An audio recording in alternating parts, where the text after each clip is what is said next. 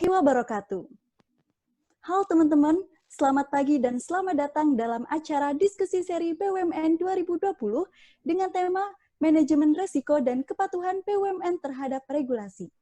Puji syukur kita panjatkan kehadirat Tuhan Yang Maha Esa, karena berkat rahmat-Nya lah kita dapat berkumpul pada pagi hari ini. Apa kabar nih teman-teman? Masih pada semangat kan? Pada kesempatan yang berbahagia ini, saya berharap teman-teman dalam keadaan yang sehat, bahagia, dan selalu dalam lindungan Tuhan Yang Maha Esa.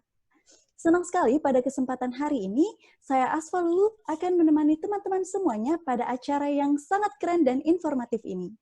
Sebagai informasi, webinar series ini diselenggarakan oleh Intel Community yang bekerja sama dengan Stan Research. Acara ini juga didukung oleh Prodip Institute, Cita, dan KBK Stan. Mungkin bagi rekan-rekan yang baru pertama kali join webinar series kami, rekan-rekan bertanya-tanya, apa sih Intel Community dan KBK Stan itu? Intel Community adalah salah satu komunitas yang berfokus pada diskusi dan penulisan. Topik diskusi dan penulisan bisa beraneka ragam sesuai expertise masing-masing. Di sini, Intel Community memberikan wadah untuk sharing knowledge dan experience untuk menghasilkan kontribusi positif bagi Indonesia tercinta. Lalu, apa itu Stan Research? Stan Research sebagai bagian dari Ikanastan merupakan wadah pemikir para alumni Stan dan tempat berkumpulnya para ahli kebijakan perpajakan, bea cukai, desentralisasi fiskal, jasa keuangan, akuntansi, ekonomi makro, dan pengawasan keuangan negara. Stan Research terus mengembangkan saluran ilmiah bagi alumni Stan serta mempromosikan penelitian tentang kebijakan publik di berbagai publikasi, seminar, maupun media sosial. Beberapa waktu yang lalu, Prodip Institute baru saja melaunching buku pertamanya berjudul BUMN 2020. Nah, rencananya Intel Community yang bekerja sama dengan Stan Research akan melaksanakan webinar series dengan 8 tema yang mengupas tuntas artikel-artikel yang ada di buku tersebut.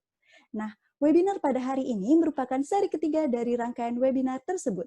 Dan tema yang diangkat adalah manajemen resiko dan kepatuhan BUMN terhadap regulasi.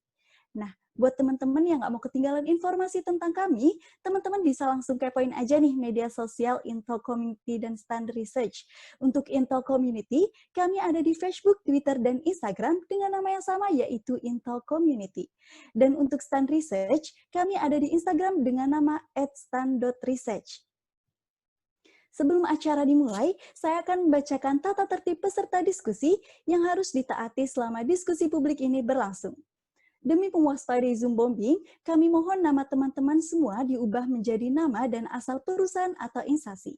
Acara akan dipandu oleh MC dan moderator, pemateri akan memberikan paparan secara bergiliran, lalu akan ada sesi diskusi setelah paparan materi. Pastikan suara latar belakang teman-teman seminimal mungkin ketika sedang berbicara. Untuk bertanya, teman-teman bisa ketik pertanyaannya di dalam chat box dengan format kepada siapa pertanyaan dituju dan pertanyaannya. Gunakan fitur Raise Hand sebelum disilakan berbicara, dan gunakan fitur chat box dalam berkomunikasi selama acara berlangsung. Dan aturan yang spesial, teman-teman nggak boleh malu-malu buat aktif terlibat dalam diskusi kali ini. Teman-teman juga harus tetap fun dan joyful, oke?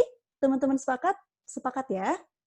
Teman-teman sekalian, saat ini telah bergabung bersama kita dua pemateri pada diskusi kali ini yang sekaligus penulis pada buku BUMN 2020. Selamat pagi Mas Romli. Selamat pagi Mas Bagus. Pagi Mbak Asfa. Nah, bertindak sebagai pembahas pada diskusi kali ini yaitu Mas Subagio Effendi, seorang ASN Kementerian Keuangan. Selamat pagi Mas Subagio.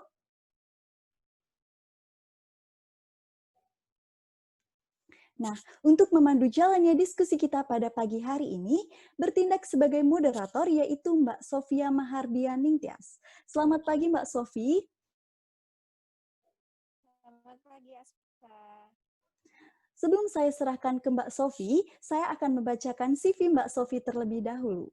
Mbak Sofia Mahardian Ningtyas. Mbak Sofia adalah auditor Badan Pengawasan Keuangan dan Pembangunan atau BPKP sejak tahun 2009. Beliau menyelesaikan studinya di Sekolah Tinggi Akuntansi Negara pada tahun 2015 dan Magister Ekonomi dari Universitas Indonesia pada tahun 2019 dengan award di LPDP Kementerian Keuangan.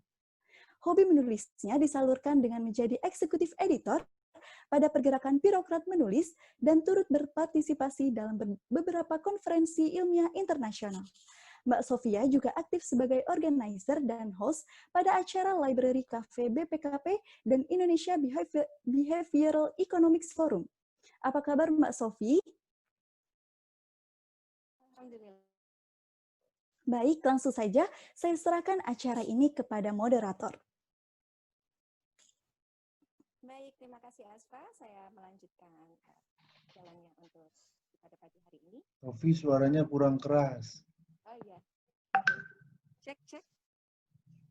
Masih kurang kencang ya. Sorry.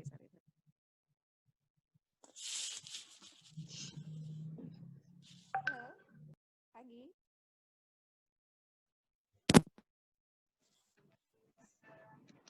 Oke, bagaimana Mas Bagus? Sudah terdengar suara saya? Oke. Langsung aja. Oke. Baik. Terima kasih Asfa. Saya akan melanjutkan untuk memoderatori diskusi pada pagi hari ini. Bismillahirrahmanirrahim. Assalamualaikum warahmatullahi wabarakatuh. Selamat pagi dan salam sejahtera Bapak dan Ibu semua, teman-teman saya. Terima kasih telah bergabung di dalam acara diskusi seri buku BUMN 2020 Prodip Institute yang diselenggarakan oleh Intel Community bekerja Stand Research. Seperti sudah disampaikan oleh Asfa bahwa sebenarnya sesi ini adalah rangkaian dari 8 seri pembahasan atau bedah buku dari buku BUMN 2020 yang sudah kita soft launching beberapa waktu yang lalu. Dan untuk tema pada pagi hari ini, kita akan membahas tentang manajemen risiko dan kepatuhan BUMN terhadap regulasi.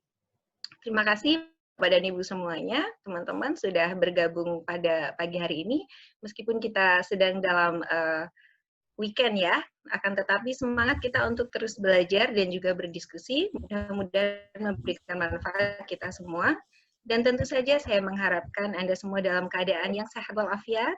Kita masih dalam kondisi pandemi COVID-19, dan salah satu di antara beberapa hal yang menurut kita kurang menyenangkan adalah kita masih punya sisi menyenangkannya adalah kita dapat dengan mudah untuk melakukan transfer knowledge, berdiskusi semacam ini ya. Jadi oleh karena itu kesempatan yang baik ini mudah-mudahan bisa kita manfaatkan dengan sebaik mungkin.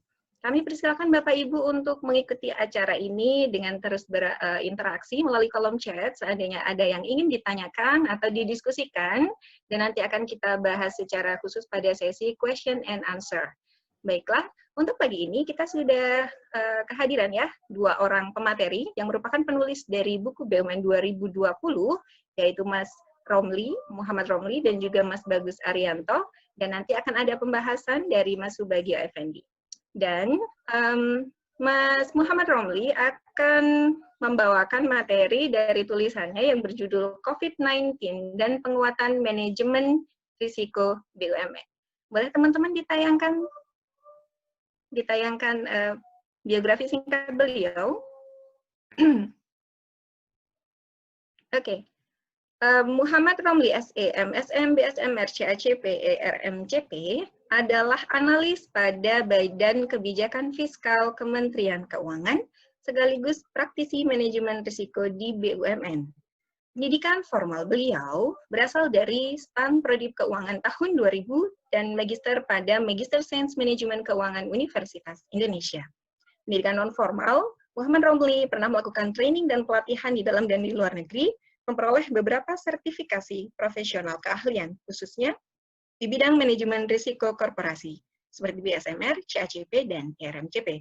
Di bidang riset, tahun 2014, paper akademisnya berjudul Principal Components pada Return Index Saham Sektoral sebagai indikator risiko sistemik di Indonesia, berhasil memperoleh juara pertama lomba karya ilmiah stabilitas sistem keuangan BI 2014. Di sela-sela aktivitasnya, Muhammad Romli meluangkan waktu untuk menulis artikel di media massa. Hingga kini, sudah puluhan tulisannya yang dimuat di media massa. Salah satunya berjudul COVID-19 dan Penguatan Manajemen Risiko BUMN, yang menjadi salah satu tulisan dalam buku BUMN 2020, Tata Kelola untuk BUMN yang lebih baik, dan akan dipresentasikan pada pagi hari ini. Nah, sepertinya cocok banget ya, beliau udah capable banget untuk membawakan tema kita, khususnya pada bagian manajemen risiko. Saya ingin menyapa dulu Mas Muhammad Romli atau Mas Romli. Selamat pagi Mas Romli. Pagi Mbak, Assalamualaikum Bapak Ibu semuanya. Terima kasih. Iya, baik Mas Romli. Kita punya waktu sekitar 15-20 menit untuk Anda menyampaikan apa yang ingin Anda ceritakan dalam tulisan Anda pada buku BUMN 2020 tersebut. Kami persilakan, Mas Romli. Oke. Mungkin bisa dibantu share screen-nya. Ya, baik ya. Sekali lagi, Assalamualaikum warahmatullahi wabarakatuh. Teman-teman Info Communities dan Research sama Bapak Ibu sekalian. Mungkin saya nggak terlalu formal ya, supaya tadi kita kesannya lebih interaktif, lebih ada substansi yang masuk. Jadi, ya tadi udah banyak disampaikan bahwa ini adalah salah satu tulisan saya, yaitu tentang COVID-19 dan penguatan manajemen risiko di BUMN. Jadi ini filosofinya adalah kita melihat kondisi kekinian, yaitu di mana banyak perusahaan, khususnya BUMN, yang terdampak baik secara langsung maupun tidak langsung dari COVID. Dan di situ saya melihat ada indikasi bahwa manajemen risiko yang digunakan selama ini, khususnya ISO 31000 itu masih ada kelemahannya, masih ada titik-titik celah yang tadi butuh penguatan supaya potensial loss yang didapat tidak semakin dalam. Mungkin itu sebagai pembuka. Yuk, mungkin bisa dilanjut. Next. Ya, Bapak Ibu sekalian, saya sampaikan bahwa sebenarnya tulisan ini sudah pernah dimuat di Business Indonesia, ya, di Business Indonesia pada tanggal 23 Maret 2020.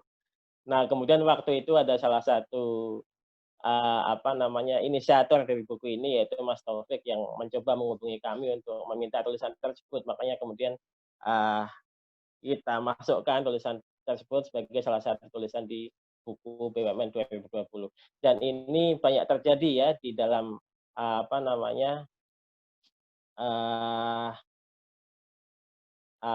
dalam suatu dinamika penulisan di Indonesia, bahwa setelah masuk di media kemudian dibukukan. Jadi ini suatu yang sangat wajar, ya, sangat bagus, dan mungkin nanti harapannya adalah akan banyak buku-buku setelah ini yang bisa kita untuk kolektivitas, untuk kita tulis kembali dan sebagainya. Mungkin itu sebagai pembuka. Lanjut. Bapak Ibu sekalian, di sini ada dari tulisan saya ada beberapa hal yang bisa kita highlight, bisa kita ambil, bisa kita digest intinya. Cuman kalau kita bicara COVID itu kan areanya mungkin lebih ke kesehatan ya, banyak yang sudah tahu lah, kita setiap hari juga banyak info tentang COVID. Nah, di sini saya pengen emphasizing ya, penekanannya kepada risiko, dan nanti kepada ada sedikit saya akan ngasih sedikit fundamental materi tentang apa sih risk management, apa sih risiko. Terus kemudian hal yang penting yaitu tadi, apa sih assessment-nya, apa sih mitigasinya. Nah, baik di sini hal yang fundamental kita sering mendengar, kita sering membaca, tapi kadang terlewat, skipping gitu. Apa sih risiko? Apa sih risiko? Jadi gini, dalam kehidupan kita, ya kita pribadi, perusahaan, BUMN, instansi pemerintah, dan sebagainya, entitas apapun, pasti itu ada suatu achievement yang akan dicapai. Pasti itu punya sasaran yang akan dicapai. Pasti itu punya tujuan, goal, dan sebagainya. Nah, ketika terjadi sesuatu event, kejadian, peristiwa, dan sebagainya, yang akan menciptakan deviasi, akan menciptakan pergeseran daripada pencapaian sasaran itu, itulah that's the main idea of risk. Itulah intinya risiko seperti itu. Jadi ada sesuatu yang mengganggu pencapaian daripada sasaran kita, IQ, KPI, dan sebagainya, itulah yang disebut dengan risiko. Nah, mungkin gini, saya akan memberikan kadang butuh suatu contoh yang sederhana gitu, untuk supaya kita ingat sampai kapanpun apa sih risiko itu. Suatu contoh yang sederhana seperti ini, mungkin satu saat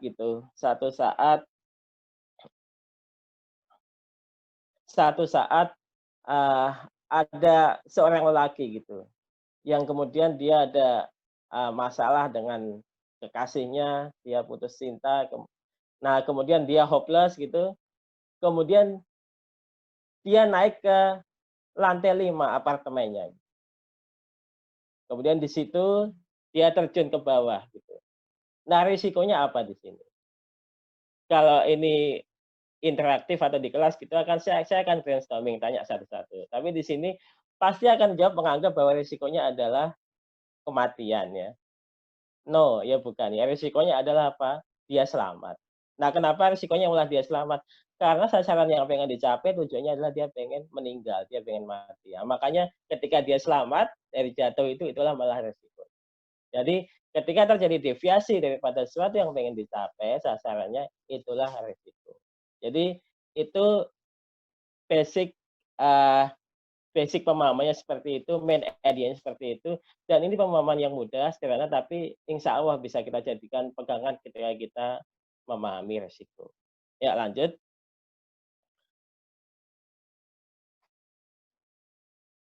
Bapak Ibu sekalian, di sini selain membedah tulisan saya pengen sedikit memberikan materi ya tentang sesuai basis risiko yang digunakan di BUMN di Indonesia, yaitu banyak BUMN menggunakan ISO 31000 ya, baik yang versi 2009 maupun versi 2018. Nah, dari sisi aspek legalnya kalau kita lihat kepada Peraturan Menteri BUMN nomor 01 tahun 2011 bahwa praktek manajemen risiko itu adalah sebagai bagian daripada GCG, yaitu itu bagian good corporate governance yang digunakan untuk apa? Untuk menciptakan nilai, meningkatkan value creation, dan tadi untuk mendukung pencapaian sasaran kinerja. Nah, ketika bicara value creation, tentu di sini aspeknya sangat luas. Value creation itu apa? Ya ketika peningkatan net income itu dari si aspek yang mikro, yang teknis ya, peningkatan net income, peningkatan EBITDA, peningkatan kinerja, peningkatan kesehatan perusahaan dan sebagainya, itu value. Nah, ketika bicara aspek yang lebih luas tadi, BUMN di sini value-nya yang diharapkan adalah tadi ada penyerapan tenaga kerja yang lebih luas. Ada namanya dia memberikan sumbangan kepada dividen, dia memberikan sumbangan pajak, dia memberikan sumbangan kepada CSR, PKPL, dan whatever, itulah value. Nah, makanya di situ salah satu untuk pencapaian peningkatan value ini adalah risk management. Dari titik ini kita bisa mengambil suatu benang merah bahwa risk management itu sangat penting penerapannya dalam suatu perusahaan, khususnya BUMN. Nah, tadi saya sampaikan kenapa pakai ISO 31000 gitu. Bahwa ini emang saat ini menjadi salah satu best practice ya. Sudah banyak diaplikasikan di lebih dari mungkin 30-40 negara gitu, dan ratusan perusahaan yang menerapkan ISO 31000 ini. Baik sifatnya adalah swasta, BUMN, dan sebagainya. Bahkan ada entitas-entitas pemerintah yang sudah menerapkan ini, walaupun kita mesti akui di Indonesia belum. Ya, jadi itulah basic ISO 31000 sebagai best practice penerapan manajemen risiko di Indonesia, khususnya di BUMN. Nah, di sini nanti akan saya sampaikan ada beberapa hal komponen yang penting dalam ISO 31000 yang juga menjadi pembahasan dalam tulisan saya. Yuk lanjut. Nah, di sini ketika kita bicara risiko di BUMN, itu dengan mengacu pada ISO 31000, ada dua komponen yang paling penting. Yaitu apa? Yang pertama, assessment risiko. Yang kedua adalah risk treatment atau risk mitigation. Jadi setelah di-assess risikonya, kemudian dicarikan mitigasinya akan seperti apa. Nah, ketika bicara assessment risiko, yang itu menjadi salah satu bagian dalam proses manajemen risiko di ISO 31000, itu tahapannya ada 3, yaitu ada identifikasi, risiko itu diidentifikasi, kemudian dianalisis, dan kemudian dievaluasi. Jadi ada 3 tahapan dalam assessment risiko itu: diidentifikasi, dianalisis, dievaluasi. Nah, itu ada tools-nya. Ada tools-nya untuk melakukan assessment itu. Misalnya apa? Salah satunya adalah what if analysis. What if analysis atau cost benefit dan sebagainya. dalam kepentingan akademis untuk apa? Untuk hal yang lebih kompleks itu mungkin bisa digunakan sampai pendekatan Monte Carlo dan sebagainya. Tapi kalau kita lihat ke perusahaan BUMN yang sifatnya adalah lebih ke praktisi ya tadi mungkin what if aja cukup atau cost benefit dan sebagainya. Tapi yang pasti ada tools-nya untuk tadi untuk melakukan suatu assessment risiko. Nah, asesmen risiko ini menjadi dasar tadi. Ketika asesmennya bagus, gitu, ketika asesmennya sesuai dengan standar yang ada di ISO 31000 misalnya, itu menjadi dasar untuk tadi melakukan risk mitigasi. Jadi itu interconnected, saling nyambung. Jadi gitu ya, itu prinsip dasarnya. Lanjut. Nah, ini ada beberapa tools ya, yang tadi sudah saya singgung bahwa ketika kita akan melakukan suatu assessment risiko, kita melakukan suatu mitigasi, ada tools-nya. Nah, di sini misalnya tadi saya sampaikan ada what if, ada skenario analysis, ada indeks risiko, kemudian ada apa kalau yang lebih kompleks ada Monte Carlo, ada Markov analysis dan sebagainya. Tentu ini seberapa urgensi penerapannya tergantung sama kebutuhan kita, kebutuhan perusahaan untuk melakukan assessment risiko itu sampai di level mana. Ada yang mungkin ya tadi dengan cost benefit saja cukup, dengan what if cukup karena apa? Karena level risikonya emang tidak size-nya tidak besar banget. Tapi kalau perusahaan misalnya yang dia dengan anak usaha katakanlah sampai 30 atau 40 subsidiaries, kemudian omsetnya begitu besar, asetnya begitu besar, nah, mungkin itu tingkat risikonya juga semakin kompleks dan mungkin tadi mungkin menggunakan tools assessment yang semakin kompleks juga. Jadi seperti itu ya. Nah, saya nggak tahu nanti kita mungkin bisa sharing apa tools yang digunakan di tempat Bapak Ibu sekalian ya, di entitas Bapak Ibu sekalian, di perusahaan Bapak Ibu sekalian, kita bisa nanti bisa diskusikan. Ya, lanjut. Nah, di sini intinya saya ingin menyampaikan saja bahwa salah satu prinsip risk management, manajemen risiko yang ada di ISO 31000 adalah tailor-made. Tailor-made. Artinya apa? Artinya penyusunan jenis risiko di satu perusahaan itu that's very different ya, bisa berbeda dengan perusahaan yang lainnya. Jadi nggak ada standarnya. Bapak Ibu menyebut kasus A sebagai risiko strategis, di tempat lain menyebut kasus A sebagai risiko finansial, sebagai risiko operasional, sebagai risiko apa namanya risiko financing misalnya, risiko pendanaan dan sebagainya, itu tidak ada aturan yang mesti sama. Jadi itu tailor made, dibuat berdasarkan kebutuhan masing-masing perusahaan, masing-masing entitas yang tadi sesuai dengan strategi untuk mencapai sasaran yang akan dicapai tadi. Itu ya intinya di situ. Ya, lanjut. Nah, ini saya sampaikan secara generik beberapa risiko yang biasa dihadapi oleh suatu BUMN. Nah, tentunya dalam kondisi saat ini COVID ya, di sini atas apa namanya? Atas riset yang kami lakukan bahwa itu lebih condong masuk ke dalam risiko strategis. Risiko strategis yang sifatnya eksternal. Sifatnya eksternal dan biasanya itu sifatnya di luar pengendalian perusahaan. Makanya nanti di tulisan kami juga saya sampaikan bahwa kenapa sekarang terkesan bahwa banyak perusahaan yang mohon maaf agak kelabakan ini, agak sangat terdampak daripada COVID ini. Karena tadi sifat risiko ini adalah uncontrollable. Perusahaan tidak bisa ngapa-ngapain karena sifatnya eksternal, informasinya juga sedikit gitu. Dan tadi apa namanya? Akibatnya tadi berbagai sektor kena, banyak perusahaan kena dan seolah-olah apa ya? Mitigasinya itu sangat lemah karena memang tadi apa namanya? Risiko ini sifatnya di luar pengendalian perusahaan.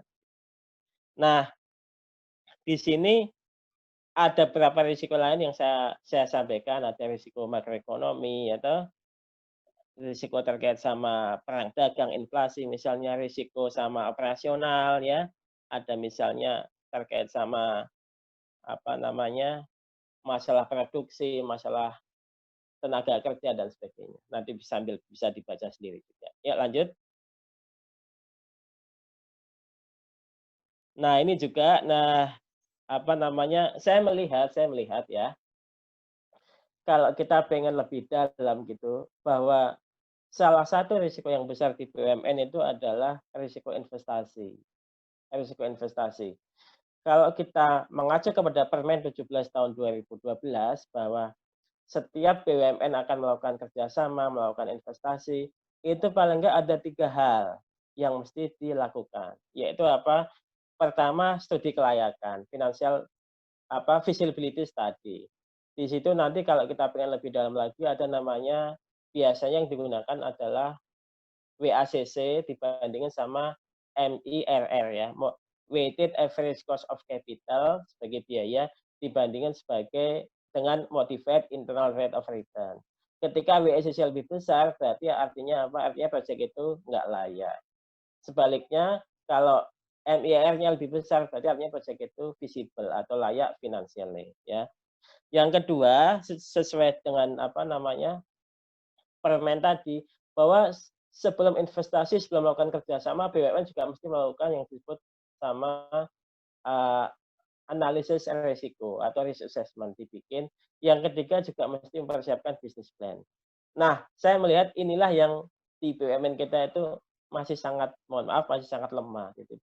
Bahkan banyak BUMN yang belum melakukan tahapan GCG ini. Atau bila melakukan tadi sepenuhnya biasanya diserahkan kepada konsultan gitu. Dan ini akibatnya investasi kan biasanya jangka panjang. Ketika perhitungan ini salah, risiko sangat besar. Apalagi tadi ketika kemudian ditambah hal yang sifatnya risiko strategis seperti COVID tadi, tentu dampaknya semakin besar. Di sini risiko strategis itu biasanya adalah risiko yang sangat berperan dalam tadi untuk sangat berperan dalam mengganggu pencapaian sasaran kinerja langsung. Nah, itu namanya risiko strategis. Katakanlah misalnya target pendapatan usaha gitu. Diasumsikan setahun itu bisa mencapai 1 triliun gitu. Nah, ketika deviasinya besar, cuma tercapai 700 miliar atau berapa, di sini biasanya itu yang berperan adalah risiko strategis, disebut dengan risiko strategis. Gitu ya. Baik, kalau risiko finansial ya tentunya terkait sama cash flow. Kalau bicara cash flow nanti bicara financing, bicara obligasi, bicara modal kerja dan sebagainya. Itu banyak variabelnya. Oke, lanjut. Nah, Bapak Ibu sekalian, di sini saya juga ingin sampaikan bahwa ketika kita bicara manajemen risiko di BUMN, satu komponen yang penting adalah risk management unit, ya, atau unit manajemen risiko. Tapi di sini ada kesalahan yang sangat fundamental, ya. Saya sebutkan sangat fundamental di banyak BUMN kita. Kenapa saya sebut dengan kesalahan fundamental? Karena tadi seolah-olah semua pekerjaan terkait risiko ini menjadi kewenangannya, menjadi tugasnya adalah unit manajemen risiko. Itu padahal itu salah besar. Itu sangat tidak sesuai dengan prinsip dasar di ISO 31000 ya. Jadi ketika bicara tadi yang saya sampaikan bahwa seolah-olah semua tanggung jawab, semua tugas tentang manajemen risiko ada di risk management unit, berarti seolah-olah risk owner-nya, pemilik risiko adalah cuma risk management unit. Nah, inilah kesalahannya di situ. Padahal kalau kita mengacu konsep yang benar tadi, pemilik risiko, risk owner itu yang semua lini di perusahaan yang mempunyai tanggung jawab, mempunyai KPI, mempunyai sasaran kinerja, itulah pemilik risiko. Itulah mereka yang mestinya mendesain risk assessment, mereka mestinya yang mendesain risk mitigation, itu mesti mereka. Tapi tadi saya sampaikan di BUMN kita masih banyak yang seperti itu. Jadi risk management seolah-olah menjadi unit yang mengelola keseluruhan proses bisnis dalam suatu perusahaan. Padahal sebenarnya mereka fungsinya lebih kepada coaching, memberikan pelatihan, memberikan pengawasan kepada semua unit, semua lini, semua person yang mereka menjadi pemilik risiko. Ya.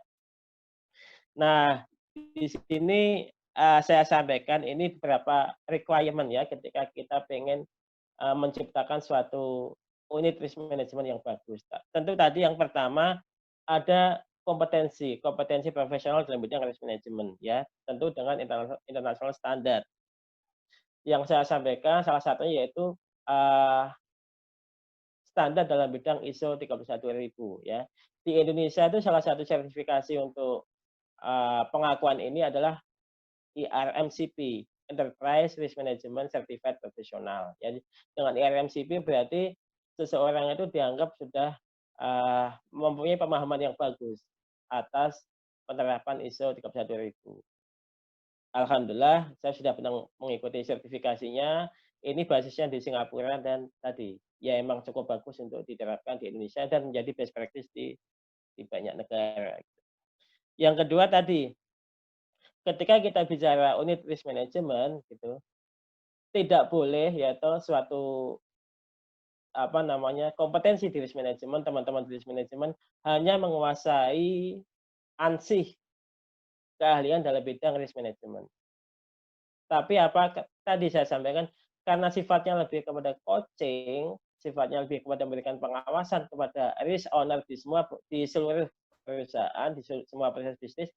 Jadi mereka teman-teman di risk management unit itu juga mestinya mempunyai kompetensi di bidang teknis. Di bidang teknis terkait sama tadi semua keseluruhan proses bisnis yang ada di perusahaan. Jadi selain mempunyai kemampuan dalam bidang risk management, juga mesti menguasai semua proses bisnis dalam suatu perusahaan. Karena apa? Karena tugasnya adalah tadi sekali lagi untuk memberikan coaching. Dan yang ketiga tentu tadi dituntut untuk adanya continuous improvement ya. Itu. Yuk lanjut. Oke, Mas Ramli, mungkin bisa agak dipercepat ya. Oke. Nah, di sini tadi selain risk management unit juga ada risk management committee, yaitu organ di bawah Dewan Komisaris yang memang sifatnya membantu Dewan Komisaris dalam pengendalian risk management dalam suatu BUMN ya. Jadi intinya di situ legal aspeknya bisa dibaca ada di Undang-Undang PT, Undang-Undang BUMN dan sebagainya. Yuk lanjut.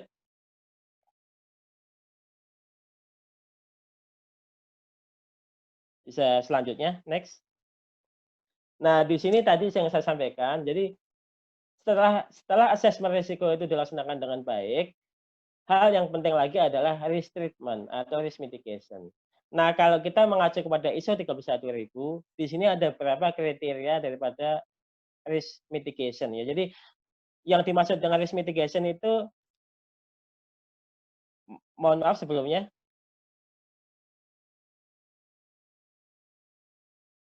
Nah, sebelumnya.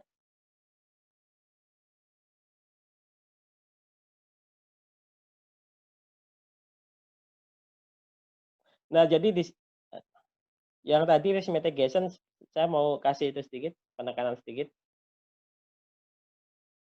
Nah, jadi di sini teman-teman sekalian, Bapak Ibu sekalian, jadi risk mitigation itu tidak mesti menolak risiko ya. Lanjut. Yang risk mitigation.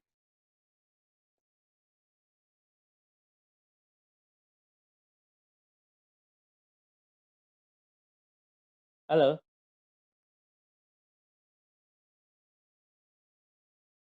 Yang satu halaman sebelumnya. Baik, ya udah saya lanjutkan. Jadi Bapak Ibu sekalian, jadi risk mitigation itu ya ada beberapa option di sini yang bisa dilakukan, yaitu satu, bisa menghindari risiko ya. Kedua, bisa menghilangkan sumber risiko.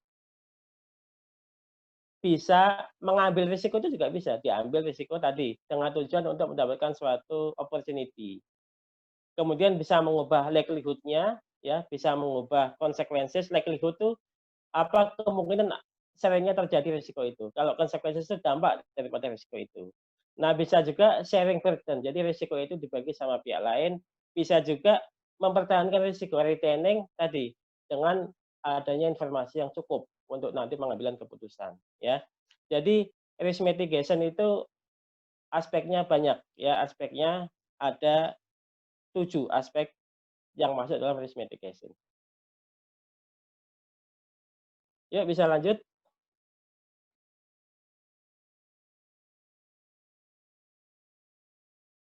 Nah, ini tadi ya. Oke, berhenti dulu ya. Yang oke. Jadi Bapak Ibu sekalian, tadi risk mitigation sudah saya sampaikan ya, ada 7 aspek. Di situ nanti bisa didiskusikan lebih panjang. Nah, di sini masuk kepada studi kasus kita bahwa saya melihat secara umum yaitu ISO 31000 yang banyak diterapkan di BUMN kita itu sudah sangat-sangat bagus ya. Apa indikatornya? Indikatornya adalah deviasi dalam pencapaian RKAP. Itu salah satu indikator sangat penting untuk melihat tadi bagus tidaknya penerapan risk management. Apalagi ada satu BUMN gitu yang dia jarang-jarang sekali melakukan revisi RKAP. Artinya apa? Di situ satu indikator penting bahwa risk manajemennya sangat bagus. Tapi sebaliknya, kalau sering sekali melakukan revisi, kemudian pencapaiannya juga dengan deviasi yang besar, berarti di situ risk manajemennya perlu diperbaiki lagi, ya. Nah, tapi sayangnya sekali lagi saya sampaikan, dalam kondisi COVID ini tampak bahwa penerapan risk manajemen risiko di banyak BUMN gitu, itu tampak tidak ada tenaganya gitu, tampak powerless, tampak tidak siap gitu. Ya, tadi sudah saya singgung penyebabnya apa? Penyebabnya penyebabnya tadi karena informasinya tentang COVID itu masih kurang, kemudian itu sifatnya lebih kepada di luar pengendalian BUMN, ya. Yang untuk COVID tadi. Akibatnya tadi sampai sekarang kita masih bisa melihat dari bulan Maret sampai sekarang dampak yang diterima BUMN akibat COVID ini semakin besar ya. Dampak baik dampak langsung kepada sales, kepada cash flow maupun dampak nggak langsung kepada misalnya debt covenant dan sebagainya. Nah, kami mengidentifikasi salah satunya apa? Salah satu kelemahan ISO 31000 itu adalah belum ada formula early warning system-nya ya, EWS-nya, yang itu inherent di ISO 31000, yang untuk mendeteksi adanya datangnya risiko baru ya. Jadi COVID ini kan cuma satu jenis risiko baru, tapi risiko baru itu kan banyak banget dan itu akan nanti datang silih berganti. Nah, dalam penerapan ISO 31000 itu belum ada instrumen itu. Jadi perusahaan tuh kalau EWS-nya bagus, mestinya bisa menangkap adanya risiko yang akan datang itu mungkin sebelumnya gitu. 1-2 bulan sebelumnya. Nah, ketika itu bisa ditangkap dengan risk intelligence yang kuat dan sebagainya, itu membuktikan bahwa risk manajemennya bagus. Nah, tapi kita lihat saat ini juga itu belum terjadi. Dan ISO 31000 memang belum mempunyai formula untuk itu. Ya. Lanjut, yuk. Nah, kemudian apa yang bisa dilakukan untuk meningkatkan risk mitigation? Apa yang bisa dilakukan BUMN, apa yang bisa dilakukan perusahaan untuk meningkatkan risiko mitigasi atas COVID ini? Yang pertama saya sampaikan, mau tidak mau harus ada transformasi. Transformasi kemana? Kepada pembentukan risk culture. Ya, saya sebut di sini digarisbawahi risk culture. Apa sih risk culture itu? Risk culture itu ya suatu kondisi, suatu dinamika, suatu fenomena gitu, bahwa semua pihak ya yang terlibat di perusahaan, yang punya proses bisnis, yang punya KPI gitu, dia mesti mempunyai kesadaran menjadi pemilik risiko, risk owner ya. Artinya apa? Kalau dia mempunyai kesadaran tentang menjadi risk owner, pemilik risiko, makanya dia mesti tadi mempunyai pemahaman atas risk management. Dia bisa menciptakan risk assessment sendiri. Dia bisa menyusun risk mitigation sendiri. Jadi itulah risk culture. Jadi tidak seperti yang tadi saya sampaikan, semua masih diserahkan kepada risk management unit. Nah, tapi maksudnya masing-masing tadi, setiap orang yang punya KPI individu, setiap orang yang punya tanggung jawabnya itu menjadi risk owner. Jadi nanti dengan dukungan coaching-nya dari risk management unit. Itulah risk culture. Ketika risk culture ini terbentuk, tentu itu kondisi ideal untuk risk management bagi suatu BUMN, bagi suatu perusahaan. Dan itulah ultimate goal daripada risk management. Ya, jadi intinya di situ. Yang kedua, saya sampaikan bahwa strategi kedua adalah penguatan risk management unit. Ya, penguatannya seperti apa? Penguatannya tadi, jadi risk management unit, teman-teman risk management unit itu tidak boleh hanya menguasai kemampuan risk management, tidak boleh hanya mempunyai sertifikasi profesional risk management, tidak boleh hanya mempunyai kompetensi di bidang risk management. Tapi tadi, karena filosofinya mereka menjadi coaching bagi yang lain, mereka mesti mempunyai kompetensi teknis dalam semua proses bisnis di perusahaan. Itu ya. Kemudian yang ketiga, hal yang juga penting adalah pengurus BUMN, ya, atau BOC maupun BOD, ya, Dewan Komisaris, Dewan Direksi, itu harus meningkatkan keaktifan, melakukan komunikasi, melakukan koordinasi dengan semua stakeholders, khususnya yang terkait ya. Misalnya kalau bicara COVID, ya semua stakeholders terkait COVID ini, BOC, BOD harus lebih aktif gitu, mencari berbagai informasi yang terkait. Nah, tentunya di sini dengan tadi didukung suatu teamwork yang bagus, yang profesional, yang produktif, yang tadi akan mendukung misalnya terkait sama referensinya, terkait sama financial modelingnya dan sebagainya.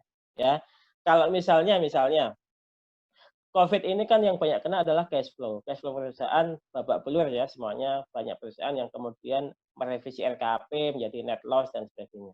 Nah, di situ nanti untuk kebutuhan jangka pendek cash flow biasanya apa? Biasanya kalau enggak emisi obligasi ya, melakukan pinjaman modal kerja.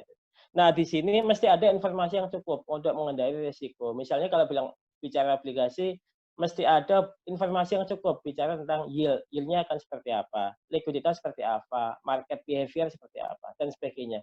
Hal seperti ini yang tadi, saat ini kan marketnya lagi nggak stabil, jadi sangat penting untuk pihak-pihak seperti BOC, BOD itu melakukan komunikasi yang lebih dalam terkait hal seperti itu.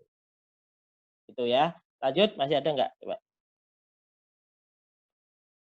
Nah, ini tadi sudah saya sampaikan ya, risk culture, intinya tadi, semua mesti mempunyai awareness bahwa menjadi pemilik risiko. Kemudian lanjut.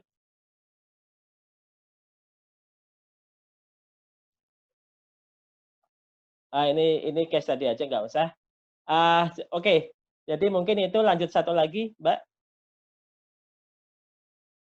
Nah, ini tentang EWS tadi yang saya sampaikan. Jadi, Bapak Ibu sekalian, jadi intinya saya melihat, ini juga waktu itu saya sempat dikasih kuesioner ya sama si RMS, yaitu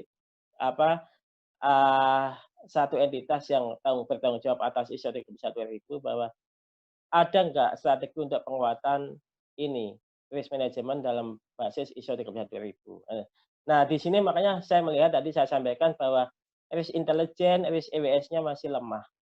Jadi butuh namanya early warning system, butuh namanya risk intelligence dan sebagainya untuk tadi mendeteksi adanya risiko baru yang itu nggak cuma COVID, tapi whatever risiko apa saja mestinya bisa deteksi. Sehingga di situ perusahaan itu bisa lebih cepat melakukan assessment, melakukan mitigasi dan sebagainya. Tidak seperti, ya emang ini kondisi global yang sangat sulit ya, karena risikonya sifatnya di berbagai negara juga kena sistemik, tapi tadi dari sisi secara pendekatan kita bisa melakukan suatu perbaikan melalui ada EWS, ada risk intelligence. Kemudian tadi terkait juga beberapa hal yang sudah saya sampaikan. Dan ini semua saya sampaikan secara lebih ringkas ya di tulisan saya, karena kan sifatnya tulisan itu nggak banyak. Mungkin itu Bapak Ibu sekalian, nanti kita open untuk diskusi lebih dalam gitu. Saya cukupkan ya. Terima kasih Mbak Sofia ya. Semoga ada materi, ada substansi yang bisa dibawa pulang. Terima kasih. Ya, baik. Terima kasih Mas Romli. Jadi Bapak Ibu, kalau tadi Mas Romli membuka paparannya dengan cerita ya, kalau orang mau bunuh diri, maka resikonya bukan dia mati, tapi dia selamat. Itu lucu sekali. Tapi itu memang substansial banget, dan kemudian beliau bercerita beberapa konsep-konsep dalam risk management, sampai kemudian pada yang terpenting, ultimate goal dari risk management adalah bagaimana manajemen risiko itu menjadi budaya. Jadi melekat pada kita semua mempraktekannya, dan bagaimana kita menyadari bahwa risiko itu adalah milik semua orang, bukan hanya pimpinan dan sebagainya. Nah, selanjutnya kita akan sedikit bergeser ke tulisan berikutnya. Tulisan berikutnya dari Mas Bagus Arianto. Boleh di-share? Ya, Mas Bagus Arianto ini adalah senior saya. Beliau aparatur sipil negara di Direktorat Jenderal Bea dan Cukai, Kementerian Keuangan, dengan posisi terakhir sebagai Kepala Seksi Pelaksanaan Audit 2. Selain melaksanakan tugas dan fungsi di kantor, Mas Bagus juga merangkap sebagai anggota kelompok kerja Joint Team Reformasi Pelaksanaan Reformasi Perpajakan dan penguatan reformasi kepabeanan dan cukai. Bagus juga aktif sebagai pengurus Kompartemen Akuntan Perpajakan di IAI, bidang pengembangan program, capacity building, dan diseminasi. Beliau sering menulis dalam artikel di media untuk tema perpajakan, kepabeanan, cukai, dan keuangan negara. Merupakan alumni dari Sekolah Tinggi Akuntansi Negara tahun 96, menyelesaikan D3 dan D4 di sekolah tersebut, dan gelar Magister Manajemen Konsentrasi Sumber Daya Manusia pada UPI. Selamat pagi, Mas Bagus Arianto. Mbak Sofi.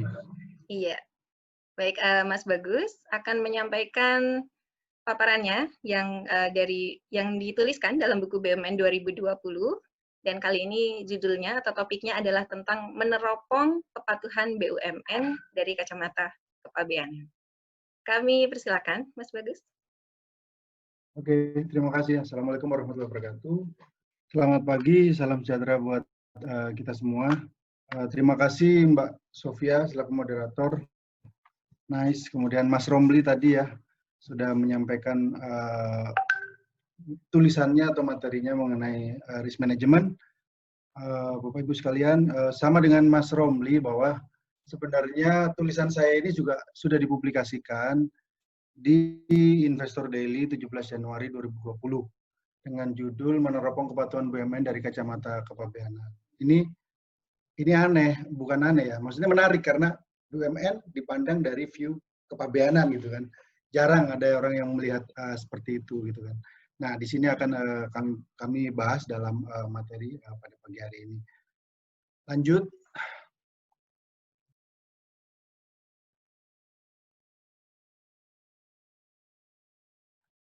Bapak Ibu bisa menghubungi saya di nomor telepon yang terlampir dan juga di IG saya, monggo kalau mau add, nanti akan saya follow back. Saya akan follow back. Lanjut. Oke. Kenapa saya membuat tulisan ini? Pada medio Desember, seperti kita tahu, rame-rame publik memperbincangkan sebuah kasus salah satu BUMN yang melakukan penyelundupan Harley dalam kondisi terurai dan juga sepeda Brompton. Mungkin masih ingat ya, kalau nggak salah di awal-awal Desember deh, itu BUMN saya sebut aja GIA gitu ya, itu melakukan penyelundupan, dan ini ironisnya dilakukan oleh direksi daripada BUMN gitu kan. Jadi apa tandanya seperti ini? Artinya kan sebenarnya dalam kondisi ini ada praktik yang nggak sehat di BUMN itu. Jadi sistem pengendalian internalnya boleh dibilang nggak bagus lah, nggak banget lah.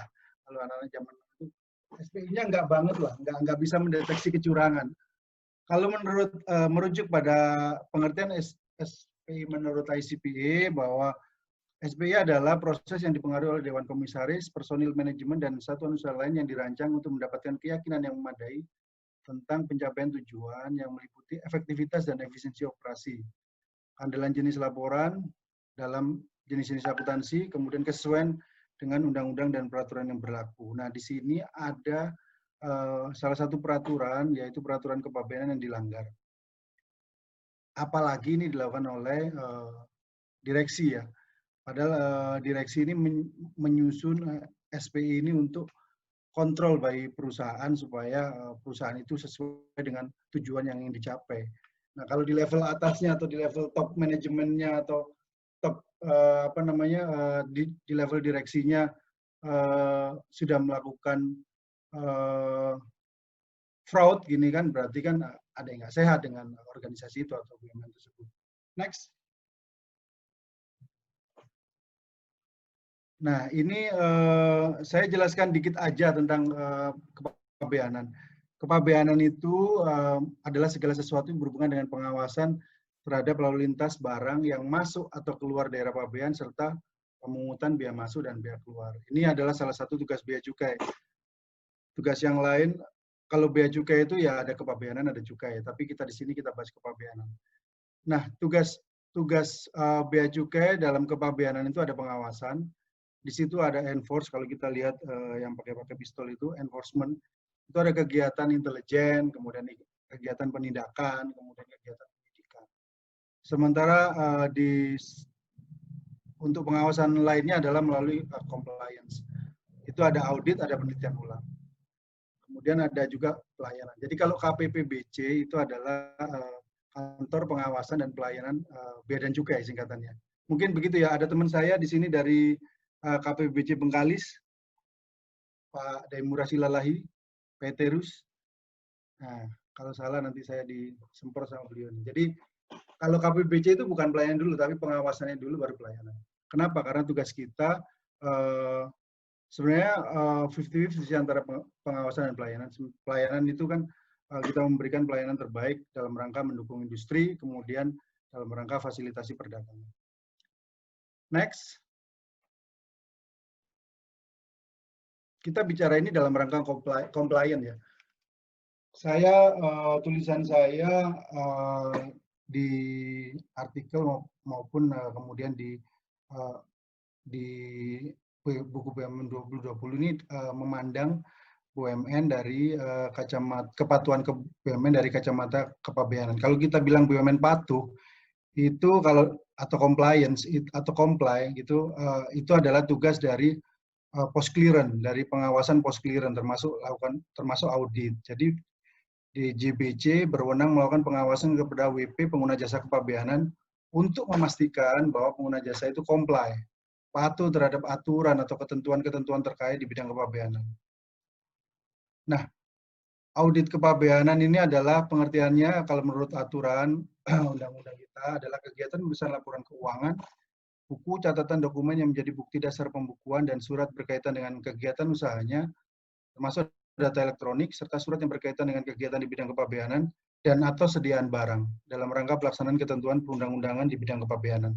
Ini adalah pengertian audit kepabeanan. Saya melakukan survei kecil-kecilan berdasarkan, karena saya tugasnya, tusinya adalah di Direktorat Audit Kepabeanan dan Cukai, saya melakukan survei kecil-kecilan berdasarkan data yang ada pada direktorat saya.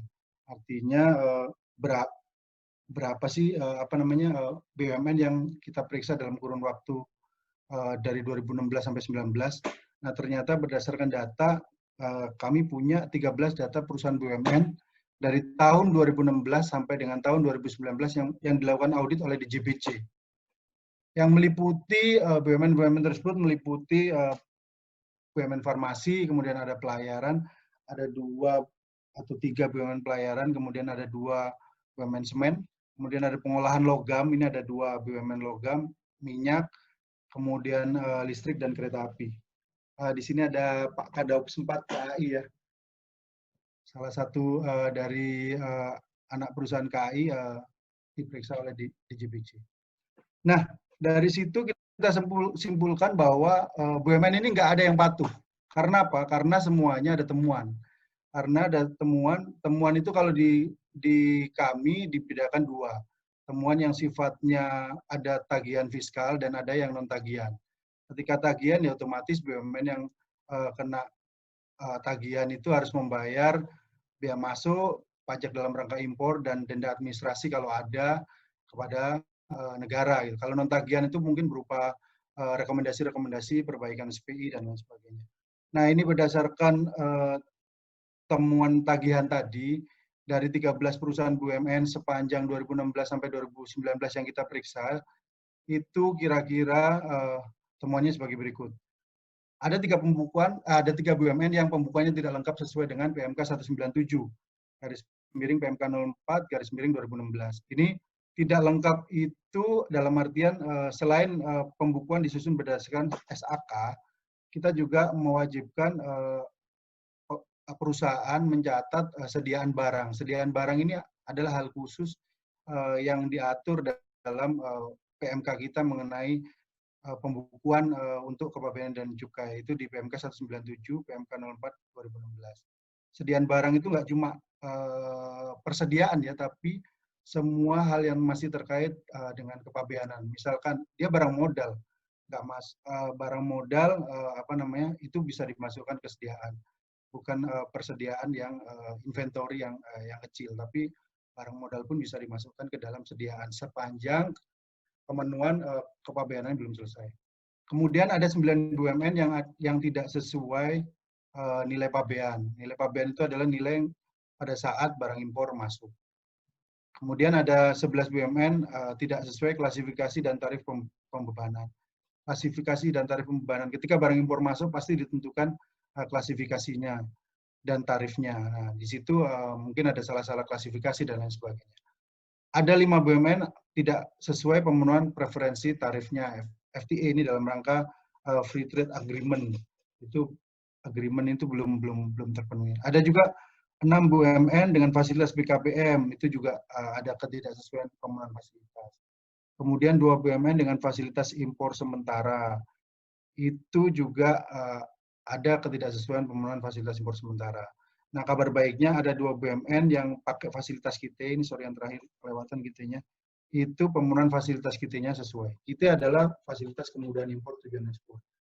Ini saya rangkum-rangkum aja, kalau misalkan kita mau bahas KITE itu apa, kita mau bahas nilai pabean itu apa, itu mungkin bisa 2 jam sendiri.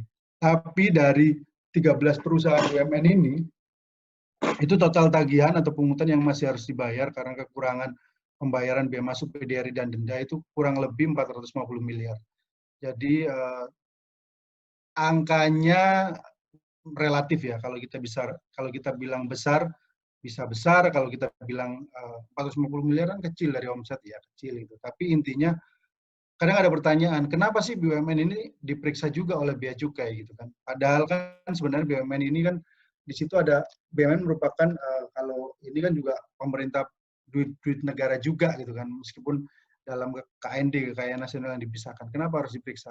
Kita memeriksa ini dalam rangka BUMN ini untuk memastikan bahwa kita ingin memastikan bahwa BUMN itu patuh juga gitu kan. Dan ketika ada temuan di bidang kepabeanan atau pelanggaran terhadap peraturan perundang-undangan, maka BUMN itu kita harapkan untuk governance, untuk sekedar memperbaiki sehingga ke depan-depannya sudah tidak ada lagi temuan atau hasil audit yang masih mengindikasikan adanya kesalahan. Ada perbaikan lah ke depan sebagai bentuk dari governance. Ini adalah survei yang saya lakukan di internal kami. Next. Nah, jadi begitu. Hasil audit kepabeanan di atas menunjukkan bahwa tingkat kepatuhan masih sangat rendah. Jadi kenapa masih sangat rendah dan apa yang harus dilakukan? Yang pertama, BUMN itu harus meningkatkan SPI-nya. SPI-nya ini harus ditingkatkan lah. Jangan sampai juga top manajemen mengasih contoh yang nggak benar.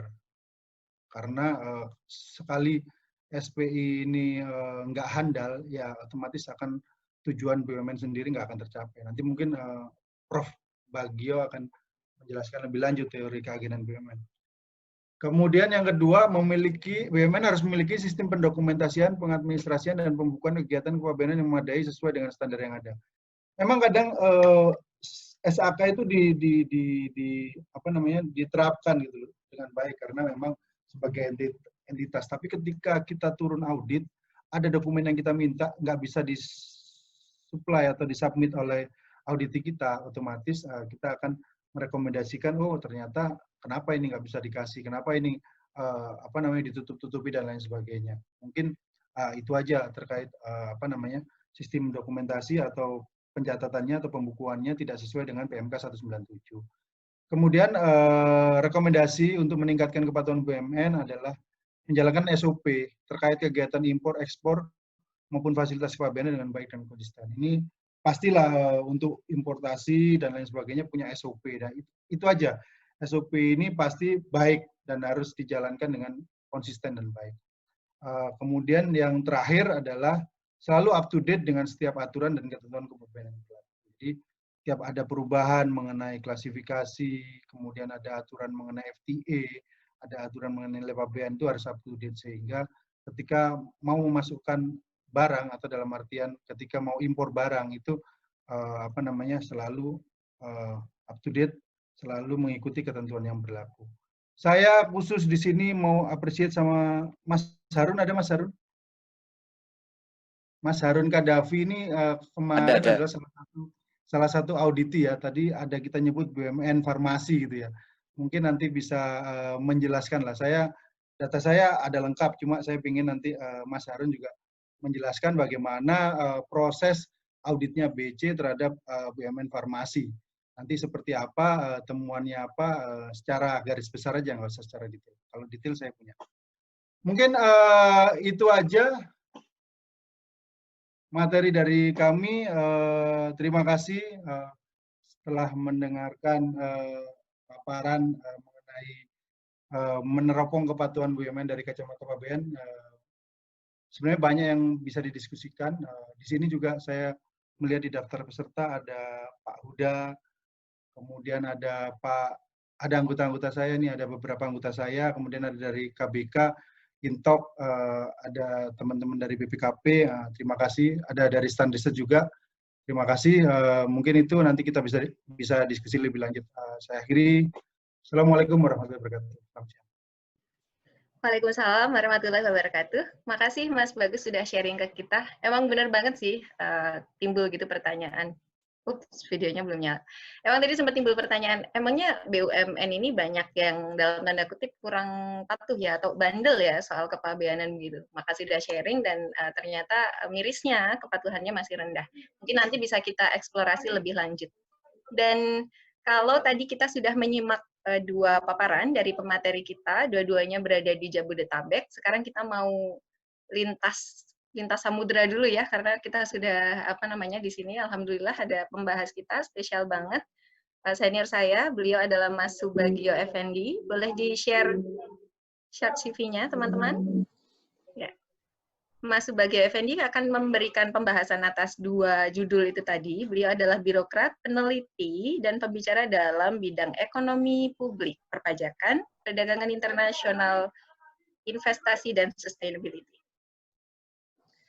Mas Subagio memperoleh gelar sarjana di bidang akuntansi dan perpajakan sebagai lulusan terbaik dari STAN tahun 2008. Kemudian beliau melanjutkan pendidikan di National Graduate Institute for Policy Studies Tokyo dan kembali menjadi lulusan terbaik.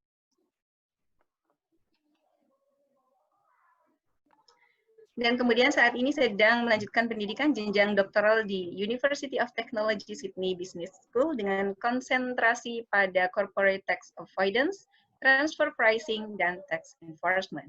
Di sela-sela kesibukannya, Mas Subagio aktif di beberapa media cetak dan berbagi pemikirannya di dalam berbagai forum diskusi. Dari Sydney, halo Mas Bagio, selamat pagi. Siang. Sehat ya Mas ya? Oh, udah siang ya di sana ya? Oke. Siang. Baik, Mas Bagio, kami siap menyimak bagaimana pembahasan Anda. Kami silakan. Oke, makasih Sofi. Saya share dulu ya.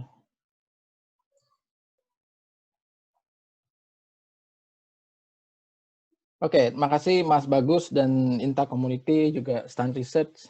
Ada Mbak Sandra kayaknya di peserta. Saya sudah dikasih kesempatan untuk jadi pembahas siang hari ini. Sebenarnya sesi kali ini kita mau bahasnya governance ya. Jadi cluster governance. Jadi artikel-artikel tentang governance yang di buku BUMN kita.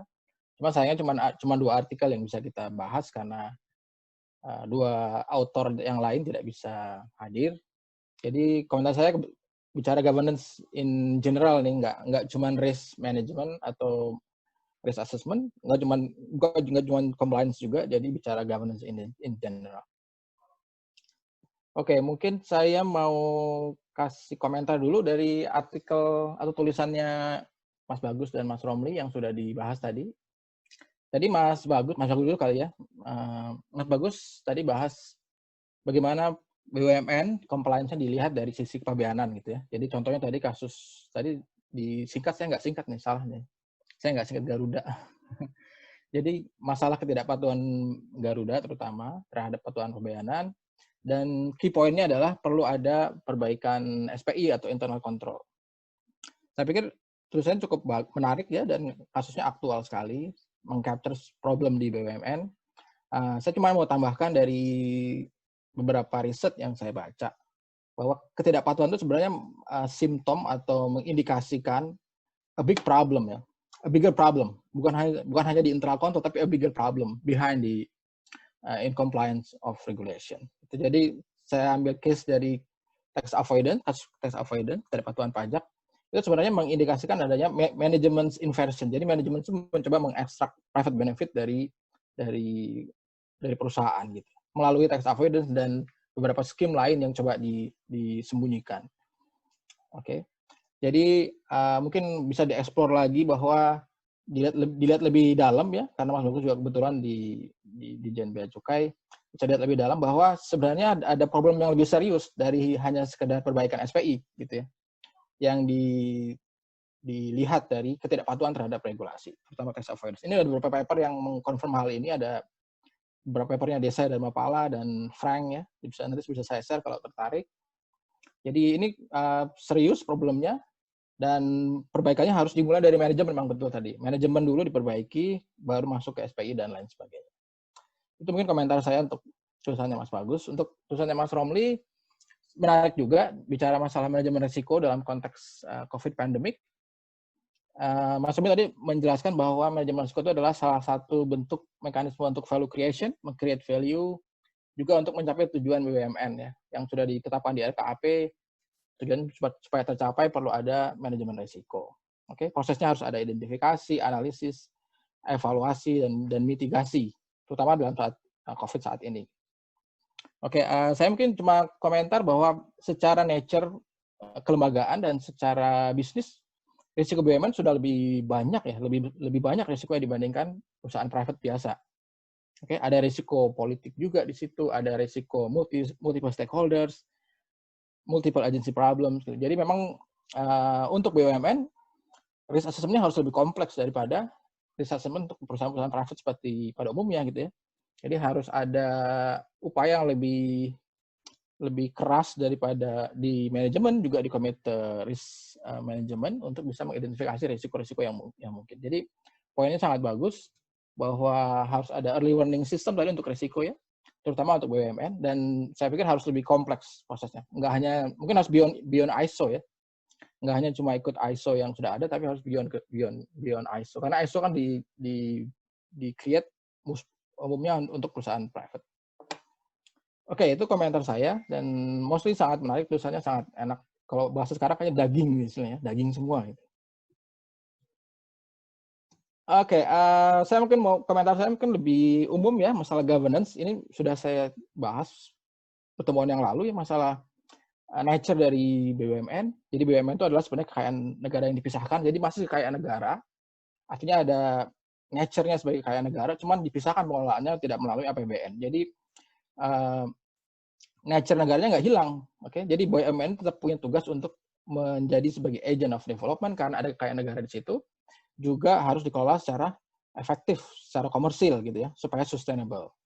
Jadi punya fungsi sebagai agent of development, juga harus dikelola secara efektif supaya sustainable, sehingga ada unsur private di sisi kelembagaannya. Oke, jadi tujuannya ada 3 secara umum ya, ada tujuan ekonomi, economic in nutshell adalah making profit, dan economic secara global adalah berkontribusi secara umum kepada permasalahan ekonomi ya, misalnya mendorong pertumbuhan ekonomi, menciptakan lapangan kerja, mengatasi kemiskinan, dan lain sebagainya. Juga ada unsur sosialnya juga. Oke, ini diatur tujuan BUMN, ini reminder aja, mungkin sudah diatur di Undang-Undang 19 tahun 2003. Jadi kalau kita lihat tujuan BUMN ada 5 ini, mostly tujuannya adalah sosial ya. Tujuan yang profit cuma 1, yang B ini ya, mengejar keuntungan. Oke, yang ini aja. Sementara yang lainnya mostly adalah sosial dan economic in broad gitu. Jadi lebih ke fungsi-fungsi negara di situ. Jadi unsur negaranya lebih kuat daripada unsur private. Oke, jadi manfaat umum, memberikan sumbangan pada perekonomian nasional, menjadi perintis di sektor yang masih tertutup buat koperasi dan swasta, juga memberikan bimbingan pada UMKM. Jadi sangat kental nuansa agent of development daripada profit making. Oke, terus gimana implikasinya buat governance-nya BUMN? Kalau nature-nya adalah seperti itu. Jadi untuk BUMN yang jelas sekali karena dia adalah kekayaan negara yang dipisahkan, maka tingkat transparansi dan akuntabilitas lebih tinggi daripada tingkat transparansi dan akuntabilitas perusahaan private ya. Karena dia harus accountable pada rakyat dan pada stakeholders-nya lebih banyak daripada stakeholders atau agent di perusahaan private. Jadi kita pasti minta high transparency dan accountability di BUMN. Kemudian ada multiple agency problem. Nanti kita bahas lebih detail kenapa bisa multiple agency problems. High compliance cost karena harus comply dengan berbagai macam regulasi, lebih banyak daripada perusahaan private, sehingga compliance cost-nya lebih tinggi. Kemudian kompleks bisnis dan political risk. Ada political risk yang mungkin tidak ada di sektor private yang embed di BUMN. Ini juga harus dimitigasi. Oke.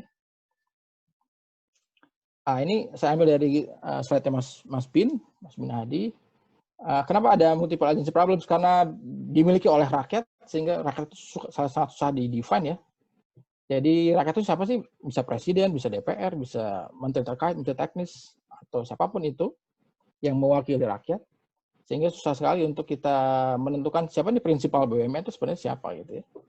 Kemudian agentnya yang ditunjuk juga jadi banyak juga gitu ya. Akhirnya ketika nggak cuma pengurusnya, nggak cuma BOD dan BOC, kemudian ada juga pengurus-pengurus lain yang ditugaskan ke situ ya, atau ya mewakili pemegang saham atau pemiliknya untuk mengurusi BUMN.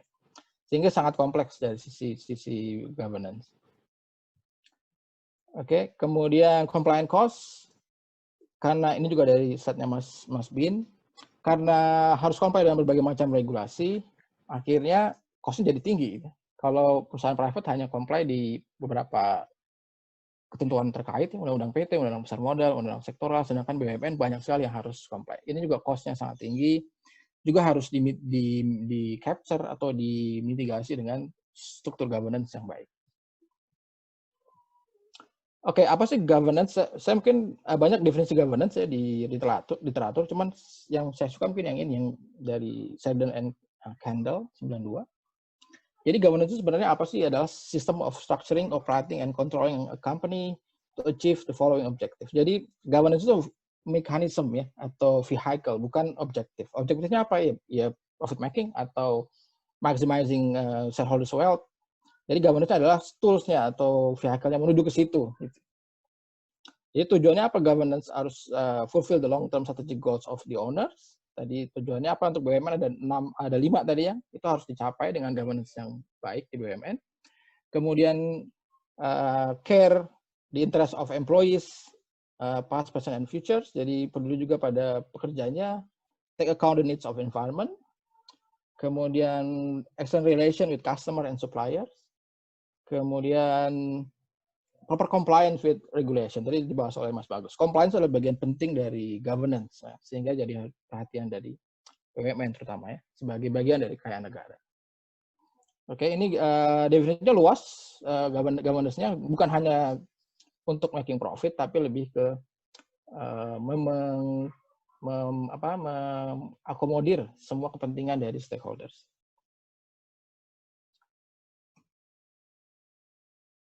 Oke, ini saya double ya, sorry. Oke, terus bagaimana yang sudah ada? Ini juga saya ambil dari slide Mas Bin ya. Yang banyak sekali regulasi di BUMN tentang governance. Ada peraturan menteri, ada SE, ada SK ya. Saya juga belum baca semua. Dan saya pikir sudah sangat banyak ya yang bisa dijadikan referensi. Cuma kendalanya yang saya tangkap masih nuansa private-nya atau komersilnya masih kuat di situ ya. Jadi unsur-unsur requirement bahwa harus ada high transparansi, harus accountability itu sudah di-capture. Oke. Cuma masih nuansanya masih komersil. Oke. Jadi harusnya juga di-combine dengan bagaimana prinsip-prinsip pengelolaan keuangan negara bisa dimasukkan di kriteria governance yang baik di BUMN. Oke, dari aturan yang banyak ini apakah cukup efektif mencapai tujuan BUMN? Oke, saya nggak terlalu efektif ya. Kalau kita ingat presentasi Mas Bin beberapa bulan yang lalu, ternyata risetnya beliau, kinerja BUMN tidak terkait dengan kualitas governance. Jadi governance-nya bagus, tapi kinerjanya nggak bagus. Gitu. Kenapa begitu? Berarti governance-nya belum meng-capture semua problem yang ada di pengelolaan kinerja BUMN. Oke. Kemudian kalau kita lihat case-nya, ternyata case-nya malah meningkat. case-case yang melibatkan BUMN ya. Jadi setiap tahun rata-rata mereka 21% peningkatan kasus yang melibatkan BUMN. Jadi ada korupsi, ada non korupsi, kemudian ada masalah di proyek, tender, ya, keuangan, pegadaian, dan lain sebagainya. Oke, jadi something wrong ya. Jadi kita harus bisa ada koneksi yang hilang antara kualitas governance dengan real governance, gitu. Governance in reality, gitu. Jadi standar atau SOP atau struktur organisasi yang sudah dibuat sesuai dengan tata kelola governance yang baik dengan pakai ISO atau standar yang sudah ada tidak bisa diimplementasikan dengan baik di dalam tataran realitas kinerja sehari-hari gitu ya. Jadi value-nya seperti hilang. Jadi governance itu kayak semacam checklist gitu ya. Sudah punya komite audit, sudah cek. Komite risiko, sudah cek. Komite auditnya punya background financial audit, ya cek. Tapi tidak terimplementasikan dengan baik dalam pengelolaan kinerjanya atau pengelolaan value-nya gitu ya. Atau tadi bahasa Mas Romli adalah maximizing value-nya. Itu seperti ada yang hilang di situ. Oke, jadi itu mungkin salah satu hal yang harus jadi concern kita semua. Apa yang salah di pengelolaan governance BUMN? Apakah strukturnya yang kurang tepat, atau value-nya yang hilang, atau approach-nya yang harus dirubah gitu ya. Sehingga nanti governance yang baik ini bisa direalisasikan dalam bentuk kinerja yang lebih baik ke depan. Oke, menurut saya ke depannya bagaimana? Yang jelas perlu ada perbaikan di sisi institusi ya. Karena tadi institusinya BUMN adalah tujuannya ada 5 tadi yang harus dicapai semuanya. Sepertinya institusi yang ada sekarang harus dilengkapi dengan hal-hal yang lain sehingga bisa mengcapture semua tujuan yang ditetapkan. Kemudian governance-nya harus di-enhance secara implementasi ya. Kalau standar saya pikir sudah cukup baik ya. Sudah banyak standar, sudah banyak aturan yang dibuat lokal dan internasional. Nah, yang sekarang tinggal implementasi dan value-nya itu. Semangatnya harus diaplikasikan dalam kegiatan sehari-hari, bisnis sehari-hari. Oke. Jadi kalau kita baca annual report perusahaan BUMN itu tebal-tebal sekarang ya. Karena semua kriteria governance harus dijelaskan di situ. Oke, jadi semua kayak sepertinya sudah diterapkan. Cuma tadi tidak terefleksikan dalam kinerja yang baik. Oke, dan kalau sudah diterapkan, mudah-mudahan kinerjanya bisa lebih baik, bisa improve socially and economically. Oke, itu aja mungkin komentar saya dan tanggapan saya. Oke, sepertinya cukup, Mbak Sofi. Terima kasih.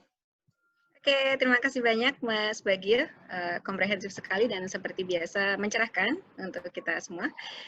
Sebelum kita lanjut ke sesi question and answer, saya mohon izin ya Bapak Ibu, sepertinya kita harus sedikit molor dari jadwal ya, karena ini sayang banget kalau misalnya kita cut sekarang, waktu sebenarnya sudah menunjukkan pukul 10.56, mungkin kita akan menjadi jam 11.30 kita akhiri acaranya. Oke, mudah-mudahan Bapak Ibu tidak hanya teman-teman tadi ada request spesial ya dari membahas tentang kepatuhan BUMN dari sudut pandang kepabeanan. Beliau ingin mendengarkan langsung bagaimana pengalamannya ya, experience dari salah satu BUMN yang diaudit oleh Bea Cukai. Saya ada melihat di sini ada rekan saya, ini teman kuliah saya nih waktu di stand dulu. Selamat pagi atau selamat siang nih, Harun. Selamat siang, Sofi. Assalamualaikum semua. Iya, Bapak Ibu Harun Khadafi adalah salah satu rekan kami yang sekarang berkiprah di Bio Farma ya, Harun ya? Betul, Bio Farma. Yang lagi rame ini, Sofi. Oke. Sudah ketemu vaksinnya? Insya Allah mulai proses uji klinis bulan depan. Oh, baik. Baik, Harun Khadafi, boleh silakan diceritakan pertanyaan dari Mas Bagus Arianto tadi ya, pengalaman diaudit oleh Bea Cukai. Terima kasih. Assalamualaikum warahmatullahi wabarakatuh. Selamat siang Bapak Ibu semua. Ini dapat request khusus dari Pak Bagus untuk menceritakan pengalaman audit kami Bio Farma oleh teman-teman dari Direktorat Audit Bea dan Cukai. sebenarnya itu sebuah pengalaman perdana buat saya, buat kami di audit BC, karena sebelumnya saya biasanya mengaudit, ini jadi diaudit. Kami diaudit pada tahun 2018 untuk masa audit itu 2 tahun kebelakang, jadi dari 2016 sampai 2018. Waktu itu kami diaudit, kata Mas Bagus itu Bio Farma itu temuannya paling sedikit gitu. Jadi mengapa bisa demikian gitu?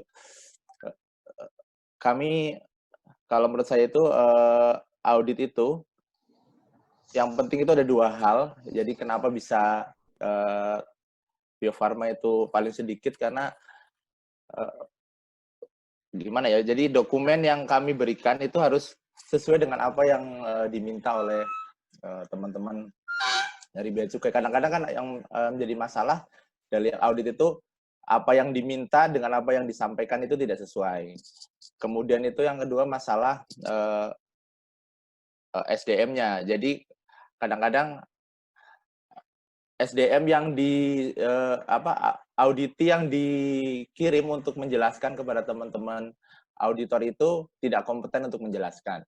Jadi pada saat kami diaudit itu kami menekankan pada 2 hal tersebut, sehingga kami bisa meminimalisir adanya temuan, karena apa yang disampaikan, dokumen apa yang disubmit itu sudah sesuai.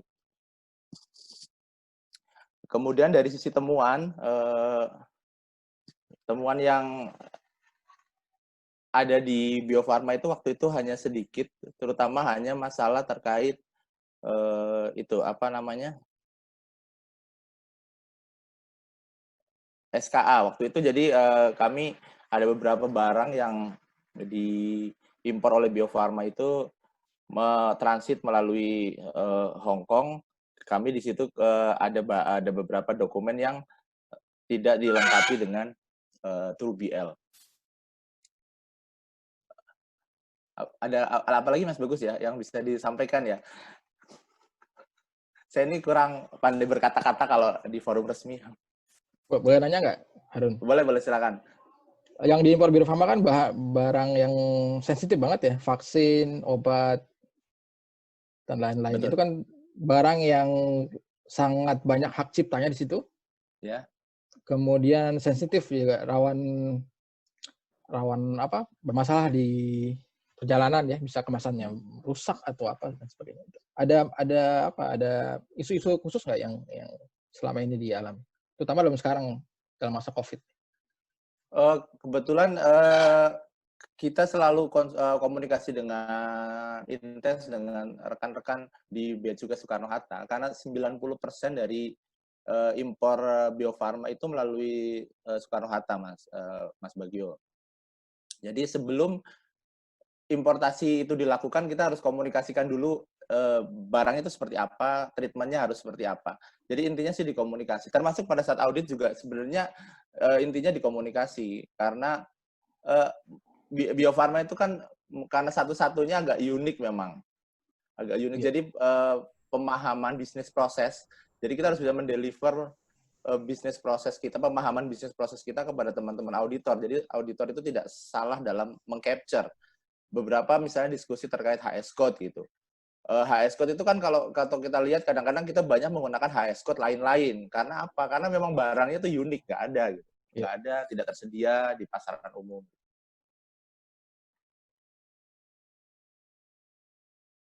Jadi setelah audit itu ada beberapa hal yang akhirnya kita pahami bahwa value yang kita dapat bahwa audit itu memang penting, perlu, harus dilakukan. Kebetulan Bea Cukai kan sudah melakukan klasterisasi perusahaan berdasarkan tingkat kepatuhan dan manajemen risiko. Itu kami sangat apresiasi.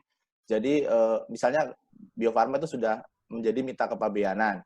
Jadi teman-teman auditornya itu sudah bisa mengcapture sisi kepatuhan dari perusahaan yang sudah punya level ditetapkan sebagai mitra atau AEO, itu pasti secara compliance umum itu sudah dilakukan dengan baik. Jadi tinggal mengupgrade beberapa sisi. Kemarin lebih ke prosedur sama ke kompetensi SDM. karena di tim impor Bio Farma itu belum ada satupun yang ahli kepabeanan. Itu salah satu kemarin masukan bahwa memang harus ada ahli kepabeanan. Kemudian yang kedua itu masalah tadi masalah kompetensi dari auditor maupun auditi juga perlu ditingkatkan. Saya mungkin masih masukan juga ke teman-teman di Direktorat Audit BC bahwa selain kompetensi dari auditor juga harus ditingkatkan, terutama dari jenis usaha ya. Misalnya kayak tadi Bio Farma itu kan sama-sama farmasi. Banyak mungkin perusahaan farmasi di Indonesia, tapi ada seperti Bio Farma itu kan lebih khusus. Pemahaman bisnis proses, kompetensi dari auditor dalam memahami perusahaan atau auditi itu juga sangat penting, sehingga tidak salah capture tadi. Itu saja mungkin dari kami, Mas Bagus. Kalau ada yang kurang, mohon bisa ditanyakan lagi. Thank you, Mas Harun. Thank you. Oke. Oke, makasih Harun. Mungkin kita sekarang lanjut aja ya ke question answer. Saya lihat di sini ada beberapa pertanyaan menarik yang ditujukan paling banyak sih untuk Mas Romli ya. Dan karena biar kita lebih interaktif, saya ingin mempersilahkan kepada Pak Dodot. Apakah Pak Dodot Sulandana bisa menyalakan mikrofon dan kameranya untuk menyampaikan pertanyaannya secara langsung? Halo, Pak Dodot. Halo, selamat pagi. Iya, oke Pak. Selamat pagi. Terima kasih Pak sudah bergabung. Ya, terima kasih. Yang tanya tadi ya, Bu Sofi. Iya Pak, saya lihat ada beberapa pertanyaan yang Bapak sampaikan di kolom chat, bisa disampaikan secara lisan. Oke, saya sampaikan ke Pak Romli ya. Terima kasih Pak Romli atas paparannya tadi masalah manajemen risiko. Siap Pak. Ya. Siap, silakan. Pak Romli, seperti yang jelaskan tadi, apa tadi sampai lupa saya. Jadi kan tadi ada beberapa metode ya, ada what if dan lain-lainnya itu. Bisa dikasih pencerahan nggak dari BUMN itu yang paling banyak di mana? Sebelumnya saya sampaikan Pak Romli bahwa di Barata ini, di perusahaan Barata itu kan masih baru, nggak baru sebetulnya udah lama ya, mulai 2016 manajemen risiko mulai dibentuk unit kerjanya itu. Nah, kita masih istilahnya dalam pembuatan maturitasnya juga masih belum, dan sehingga kita maturitasnya juga kalau coba saya estimasikan itu masih di level 1 gitu loh. Nah, jadi kita perlu pencerahan terhadap pemakaian metode-metode tadi untuk masalah assessment itu Pak Romli. Mungkin yang di BUMN yang biasa sering dipakai, sehingga kita nanti akan coba brainstorming ke sana dengan tool yang seperti itu. Itu yang pertama. Yang kedua, seperti yang Pak Romli tadi, ini terjadi di tempat saya Pak Romli, bahwa setiap ada kajian manajemen risiko di unit-unit pemilik risiko, itu biasanya dilimpahkan ke bagian unit kerja manajemen risiko Pak Romli. Halo? Oke. Saya monitor. Ya. Lanjut. Nah, itu mohon kiatnya atau caranya untuk bisa memberikan edukasi ke seluruh unit pemilik risiko bahwa istilahnya tadi kuncinya adalah membudayakan manajemen risiko itu. Nah, dan juga terutama saya di bagian unit manajemen risiko ini ada kendala dalam artian di mana ada salah paradigma, salah mindsetnya bahwa sesuai dengan ISO 31.000 maupun ISO yang lainnya, bahwa di klausul pertama itu kan pasti kepemimpinan dan komitmen. Nah, ini yang di unit kerja manajemen risiko sendiri itu posisinya memang kalau dari referensi harusnya kan di bawah seperti SPI. Tapi ini tidak di dalam suatu biro sistem dan manajemen. Nah, di sini yang berbenturan adalah langsung dengan atasan saya bahwa metodenya yang harus diaplikasikan itu harus bottom up. Padahal itu sudah menyalahi daripada standar ISO 31000 maupun ISO yang lainnya, bahwa harusnya top down karena perlu adanya komitmen dan kepemimpinan tadi.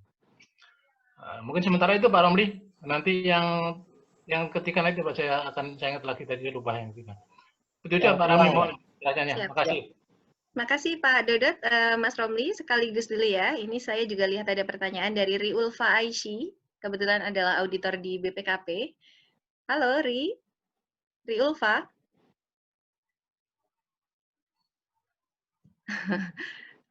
Sepertinya ada masalah ya. Oke, baiklah. Kalau gitu langsung aja ke Mas Romli, boleh silakan ditanggapi. Boleh, terima kasih Mbak Sofi ya. Bapak Ibu sekalian, tadi juga saya sudah baca ya yang di chat kita, ada beberapa concern ya teman-teman di BUMN. Ya tadi saya sampaikan memang prinsipnya masih banyak masalah terkait sama risk management di BUMN. Yang pertama untuk Pak Dodot, jadi gini Pak, permasalahan yang Bapak hadapi itu nggak cuma di BUMN kecil, di BUMN level menengah itu pun masih ada seperti itu. Ya, tadi terkait yang pertama, mungkin saya nyatet ya, yang di Bapak tadi tanya masalah risiko kok ada peluang dan sasaran, itu ya, ada tuh di chat. Jadi gini, sekali lagi kita kembali ke konsep awal, filosofi bahwa risiko itu deviasi daripada pencapaian sasaran. Ada deviasi. Ketika pendapatan ditargetkan 1T, pencapaian 1,1 melebihi, itu pun risiko. Nah, jadi perlu diingat bukan cuma risiko di bawah ya, bukan cuma shortage ya. Di atas realisasi pun itu risiko.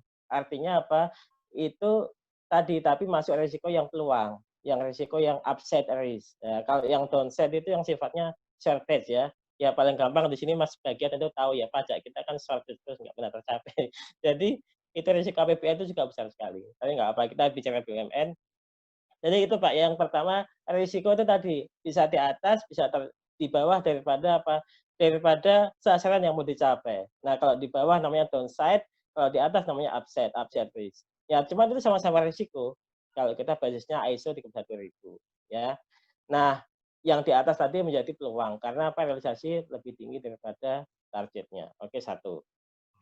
Yang kemudian masalah metode. Tadi saya sampaikan salah satu prinsip dasar di ISO itu 31000 adalah tailor made. Artinya tidak ada standar khusus untuk tadi untuk risk assessment. Jadi itu diserahkan kepada BUMN based on kompleksitas masalah yang dihadapi.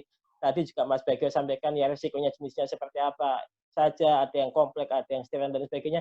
Itu semua tailor made sifatnya. Itu diserahkan kepada masing-masing BUMN. Nah, yang pasti tadi saya sampaikan ada beberapa hal. Yang pertama, standarnya kalau bisa internasional tadi. ISO mesti diikuti, ada yang benar-benar menguasai itu. Dan tadi, untuk apa namanya, yang tadi Pak Dodot sampaikan, itu berarti emang mohon maaf, di tempat Bapak belum mengaplikasikan risk culture. Tadi makanya saya sampaikan disinggung di depan tadi presentasi saya, semua masih seolah-olah itu tanggung jawabnya risk department, risk management unit dan sebagainya. Padahal enggak, risk management itu sifatnya coaching aja, dia memastikan bahwa penerapan risiko itu sesuai sama dengan standarnya. Itulah risk management unit tugasnya. Memastikan sesuai standarnya, memastikan pendekatannya benar dan sebagainya. Sedangkan eksekusinya itu di masing-masing pemilik risiko, masing-masing risk owner. Dari tingkat tinggi sampai dengan tingkat level bawah sekalipun. Asalkan apa? Asalkan mereka punya KPI, mereka punya sasaran, itulah mereka mesti menjadi pemilik risiko. Nah, ketika seperti itu di tempat Bapak, ya salah satu kunci fundamental penyelesaiannya apa? Mesti ada arahan Dekom kepada direksi. Itu yang penting, karena Dekom kan di sini sifatnya sebagai pengawasan. Pengawasan khususnya ketua komite manajemen risiko ya. Di situ ngasih arahan bahwa ini mesti bla bla bla sekian-sekian. Nah, dari Dekom nanti suratnya kepada BOD ditembuskan kepada pemegang saham. Itu satu faktor yang sangat kunci untuk tadi untuk mengubah behavior risiko di suatu perusahaan. Tentu saya yakin namanya BOD sangat kompleks, sangat takut sama pemegang saham. Nah, kemudian tadi namanya benar nomor satu kan ada komitmen. Nah, ketika komitmen BOD lemah, ya itu sangat susah. Misalnya bentuk komitmen apa? Struktur risk management itu mestinya emang langsung di bawah CEO, di bawah direktur utama. Itu mesti yang ideal, ya. Atau mungkin satu level di bawah BOD atau 2 level juga mungkin masih itu. Tapi saya sampaikan yang paling ideal adalah langsung satu level di bawah CEO, jadi kayak SPI sama itu selevel. Nah, ketika tadi komitmennya tinggi ya tentu penerapan budaya, penerapan risk manajemennya akan semakin bagus. Gitu ya. Mungkin itu udah menjawab yang Pak Dodot. Yang untuk yang lainnya gimana Mbak Sofi, ada waktu juga, ini ada berapa teman-teman? Ya boleh. Mungkin Oke. bisa di Yang Pak generalisir ya. Oke. Terima kasih Pak Romli atas penjelasannya. Terima kasih sekali. Siap. Ini yang Pak Dida ya, Pak Dida kalau nggak salah dari Krakatau Steel. Jadi Pak, di sini Bapak nanyakan sampai di mana sih keterlibatan yang risk department ya dalam penyusunan risk assessment. Tadi saya sampaikan bahwa kondisi ideal risk management di suatu perusahaan tadi, ultimate goal-nya ketika tercapai pembentukan risk culture. Ketika semua pihak yang mempunyai KPI, yang punya sasaran kinerja itu mereka menjadi pemilik risiko. Artinya pemilik risiko ya tadi melakukan assessment sendiri, melakukan mitigasi sendiri dan sebagainya. Cuman tadi, nah di manakah perannya risk management unit? Perannya yaitu tadi sampai dengan di titik coaching-nya. Jadi risk management unit itu memastikan bahwa tadi risk assessment yang dilakukan sama pemilik risiko sama risk owner itu sesuai dengan standar. Itu benar sesuai dengan ISO-nya dan sebagainya. Nah, untuk hal-hal yang sifatnya teknis, misalnya tentang mitigasi itu kan teknikal banget. Tentu hal pertama adalah dilakukan oleh pemilik risiko yang sehari-harinya bertanggung jawab berkutat sama hal teknis tadi. Nah, di sini risk department sifatnya apa? Sifatnya tadi mengkoordinasikan, mengcoaching dan sebagainya. Termasuk tadi risk mitigasi itu mestinya dievaluasi berkala. Jadi itu nggak boleh terus kemudian jadi setahun, itu nggak boleh, mestinya 3 bulan sekali dievaluasi, diupdate dengan kondisi dan sebagainya. Itu. Nah, tapi tadi saya sampaikan juga dalam kondisi yang lebih bagus tentunya tadi ketika teman-teman dari departemen itu juga menguasai aspek teknisnya, proses bisnisnya semua tahu dan sebagainya. Jadi selain ngasih coaching mengenai penerapan ISO-nya, mereka juga tahu teknikalnya. Tentu ini akan semakin bagus. Ya, jawaban saya seperti itu. Nah, kemudian ini ada lagi Pak Dharma Wangsa ya dari Sukovindo. Ini tanya dampak COVID seperti apa sih? Ya, ini tentu satu perusahaan dengan yang lain beda Pak ya. Ada misalnya kita ketahui kalau COVID itu yang terkena langsung itu di sektor transportasi seperti tempat saya itu komite di Angkasa Pura II. Nah ini dampaknya sangat besar kelihatan. Nah kalau perusahaan yang katakanlah mungkin yang sektor telekomunikasi kayak Telkom dan sebagainya kan itu malah upset risk ya, malah dapat windfall dan sebagainya. Tapi oke, kalau gimana masalahnya metode mengukur dampaknya. Tentu sangat mudah sekali Pak ya, yaitu apa? Kita melihat RKAP awalnya saja. Di RKAP di situ ada semua target pencapaiannya kan, pendapatan usaha, biaya usaha, net income, kemudian cash flow-nya seperti apa. Nah, di situ kita akan lihat sampai dengan titik ini katakanlah sampai dengan Juni, itu pergeserannya seperti apa sih deviasinya? Itulah resikonya. Cash flow dari tadinya katakanlah yang diasumsikan masih positif kemudian jadi negatif. Nah, itu dampaknya berarti kelihatan di situ COVID-nya. Pendapatan usaha juga, biaya juga, kemudian masalah covenant yang DSCR, biasanya juga naik kan, outstanding utang dan sebagainya. Itulah semua dampak atas COVID. Nah, di situ tinggal dibandingin aja di targetnya berapa RKAP. Kemudian mungkin kan di kita COVID itu Pak Jokowi mulai ngumumin kan awal Maret ya. Bisa dilihat di kinerja sampai dengan Februari seperti apa. Nah, kemudian sampai dengan sekarang seperti apa. Itu kan tinggal dibandingin, akan diketahui dampak COVID seperti apa. Nah, yang jadi fundamental adalah tadi sampai kapan ini COVID ini katakanlah tadi recovery-nya. Nah, tentu itu perlu diukur juga dampaknya ke depan. Tapi yang pasti sekarang ini sudah banyak BUMN yang melakukan revisi RKAP dari sebelumnya net income menjadi net loss, dan net loss-nya cukup signifikan ya. Jadi itulah dampak yang bisa diukur dari COVID dari berbagai sisi, cash flow, income statement, ya EBITDA dan sebagainya. Nah, kemudian tadi ada siapa lagi ya? Dari Riulfa Aisyah. Ada Mbak Ulfa ya, oke Mbak Ulfa. Jadi gini Mbak Ulfa, untuk risk assessment itu biasanya dilaporkan secara triwulanan itu dari Dewan Komisaris kepada Dewan Direksi BOD kepada BOC, Dewan Komisaris ya. Dilaporkan. Nah, di sini GCG-nya biasanya tadi Dewan Komisaris ngasih tanggapan tertulis, ngasih arahan dan sebagainya yang ditujukan kepada BOD tadi dengan tembusan kepada pemegang saham, kepada RPS. Nah, ini ini kan basic seperti ini, tinggal dikontekstualkan. Kalau perusahaan swasta juga pasti induknya kan pemegang sahamnya juga ada RPS-nya walaupun itu kepegang pemerintah dan sebagainya. Tapi mekanisme seperti itu. Jadi biasanya triwulanan direksi menyampaikan perkembangan risk management itu yang tahun berjalan ya. Kemudian di situ Dewan Komisaris ngasih tanggapan, ngasih arahan tertulis gitu kepada BOD yang nanti itu ditembuskan kepada pemegang saham. Untuk nanti mungkin tadi ketika ada perbaikan fundamental dan sebagainya bisa dilakukan. Mungkin itu jawaban dari saya. Terima kasih Mbak Sofi.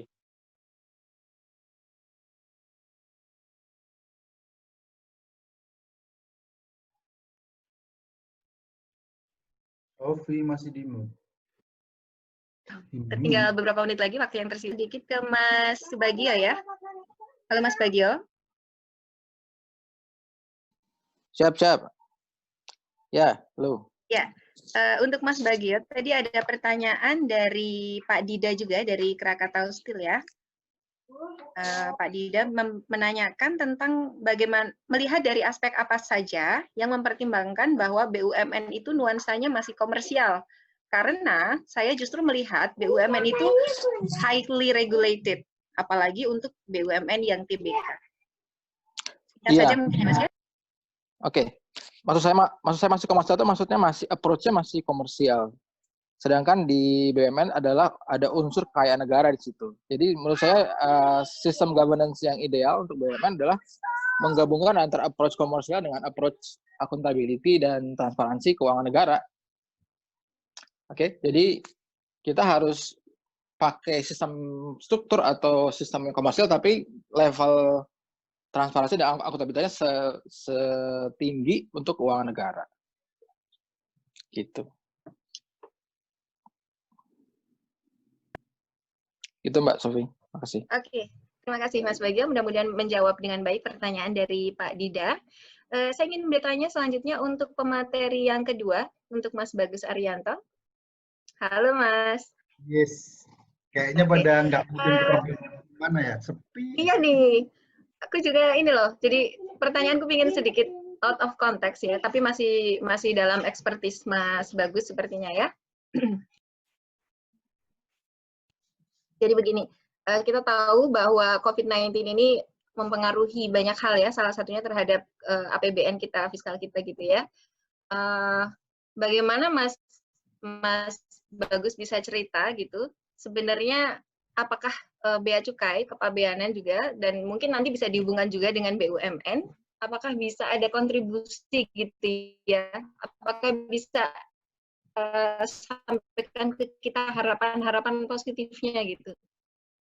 Ya, biar kita semua tahu sebenarnya kondisi ini seperti apa. Jadi menghubungkan fiskal dari BUMN, dari kepabeanan.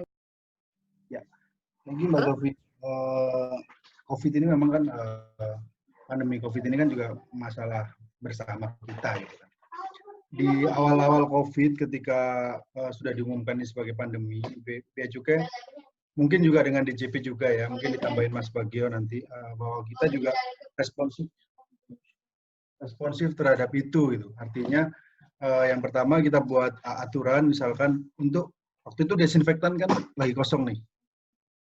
Nah, kita bebaskan etil alkohol, baik bea masuknya impor maupun cukainya untuk pengolahan untuk membuat hand sanitizer itu. Kemudian juga untuk impor alat-alat kesehatan dan kemudian APD itu juga kita bebaskan bea masuknya sepanjang ada rekomendasi dari BNPB. Dan untuk COVID ini pun masih clear ya suara saya ya, izin. Iya, aman, clear. Dan untuk COVID ini pun, kalau dari sisi saya, dari audit, kita pun juga mempertimbangkan efek perusahaan yang terkena dampak COVID. Artinya, jangan sampai perintah dari Bu Menteri, kemudian turun ke Pak Dirjen, dan lain sebagainya, itu jangan sampai perusahaan yang memang sedang turun omsetnya karena COVID, atau lagi lesu karena COVID, pun kita audit, kemudian menimbulkan tagihan yang itu juga akhirnya malah lebih membebani perusahaan. Kita memang harus selektif. Artinya meskipun bagaimanapun juga pengawasan kita tetap jalan, tapi pengawasan kita harus disesuaikan juga. Jadi intinya bea cukai maupun pajak pun membantu pemerintah dalam hal ini dalam penanganan COVID. Kita pun juga banyak fasilitas-fasilitas kepabeanan khusus untuk alat kesehatan atau APD untuk penanganan COVID. Mungkin itu Mbak Sofia. Oke, jadi mungkin poinnya sekarang lebih banyak dari sisi kesehatan ya Mas ya, meskipun kita sebenarnya tidak hanya mengimpor alat-alat kesehatan kan? Ya, di masa ini kita pastikan dulu alat kesehatan ini yang paling utama ya, sudah terpenuhi, dan kita juga sekarang sudah bisa melihat artinya harga masker sudah mulai kembali normal gitu. Kalau dulu kita nyari masker aja luar biasa gitu. Kalau kemudian ada yang bilang, oh ini masker dalam negeri diekspor. Enggak, itu memang dulunya memang permintaan dari luar negeri itu sebenarnya biasa di kita kan. Kawasan berikat kita atau kemudahan impor tujuan ekspor itu prinsipal di luar negeri pesan di kita, kemudian kita ekspor itu biasa. Tetapi kemarin ketika ini sudah di kita juga di dalam negeri juga butuh, kita juga akan pemerintah juga mulai pendekatan juga ke industri-industri pembuat APD, sehingga paling nggak ada yang diperuntukkan untuk lokal. Pun misalkan tadi disampaikan Mas Harun bahwa ini untuk uji klinis ini barang-barang impornya pasti dipercepat, nggak akan kita lama-lamain, yakin. Kalau misalkan kalau boleh dikonfirmasi aja, begitu barang datang sepanjang dokumen dan aturannya terpenuhi, ya sudah nggak ada alasan buat kita untuk lama-lamain, apalagi ini untuk uji coba klinis dan lain sebagainya untuk vaksin COVID gitu. Jadi kita sangat mendukung lah langkah yang pemerintah, karena kita bagian dari pemerintah. Terima kasih. Baik, terima kasih. Mudah-mudahan sisi pelayanan dan pengawasannya tetap 50-50, dan tujuan utamanya tentu adalah memastikan bahwa proses yang kita jalani di pemerintahan dalam rangka melayani masyarakat. Question dan answer sepertinya sudah berakhir ya. Namun kita akan meminta masing-masing dari kedua pemateri dan juga kepada pembahas untuk memberikan penekanan ulang begitu ya, semacam closing remarks atas apa yang disampaikannya pada kesempatan pagi hari ini. Dan kita mulai dulu dari Mas Muhammad Romli, boleh Mas? Pendek saja mungkin. Baik Mbak Sofi, jadi intinya apa yang ingin kami sampaikan adalah tadi, kita melihat bahwa risk management itu begitu penting ya, untuk termasuk sampai kepada sustainability suatu BUMN, suatu perusahaan. Artinya apa? Karena ini begitu penting, ya mesti dijaga risk management ini, tata kelolanya, kemudian juga tadi kompetensi unit departemennya dan sebagainya, sampai tadi masalah penguasaan teknis daripada teman-teman di departemen risk management ini juga mesti semakin ditingkatkan. Jadi itu aja. Jadi bahwa risk management ini penting dan tadi harus selalu ditingkatkan. Itu aja. Terima kasih. Baik, terima kasih Mas Romli terus berkontribusi dalam tulisan dan juga diskusi, terutama untuk risk management. Selanjutnya closing remarks dari Mas Bagus Arianto, silahkan. Terima kasih Mbak Sofi. Intinya sih sebenarnya pengennya BUMN itu patuh ya terhadap regulasi-regulasi yang ada. Salah satunya regulasi kepabeanan gitu kan. Seperti yang disampaikan Prof. Bagio tadi, bahwa ketidakpatuhan terhadap regulasi adalah indikator dari manajemen insertion gitu kan. Jadi saya pikir meskipun sama-sama sebagai bagian dari, karena di situ ada kekayaan negara yang dipisahkan, tapi juga governance itu harus ditegakkan lah, termasuk governance terhadap aturan-aturan kepabeanan. Terima kasih. Oke, luar biasa. Dan selanjutnya sekaligus untuk menutup closing remarks yang ketiga dari Mas Subagio. Oke, makasih Sofi. Kalau dari saya untuk BUMN itu harus beyond governance ya. Jadi harus punya tata kelola yang lebih tinggi standarnya daripada perusahaan private, karena di situ ada unsur kekayaan negara yang akuntabilitasnya harus dipertanggungjawabkan kepada rakyat dan masyarakat pada umumnya. Jadi governance jangan cuma jadi checklist, jadi pedoman, tapi value-nya harus dilaksanakan dalam kegiatan sehari-hari sehingga nanti lebih bagus kinerjanya ke depan. Terima kasih. Oke, terima kasih Mas Bagio.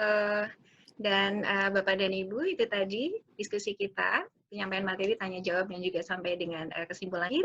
Saya selaku moderator mohon maaf atas segala kekurangan. Mudah-mudahan diskusi kita ada manfaatnya. Tapi jangan leave meeting dulu ya, karena kita akan kembalikan dulu jalannya acara ini kepada MC, kepada Adinda Asfa. Kami Terima kasih banyak Mbak Sofi. Baik, terima kasih kami ucapkan kepada Mas Romli, Mas Bagus, dan Mas Subagio Effendi yang telah berbagi ilmunya kepada kita semua. Wah, luar biasa sekali ya sesi diskusi kita hari ini.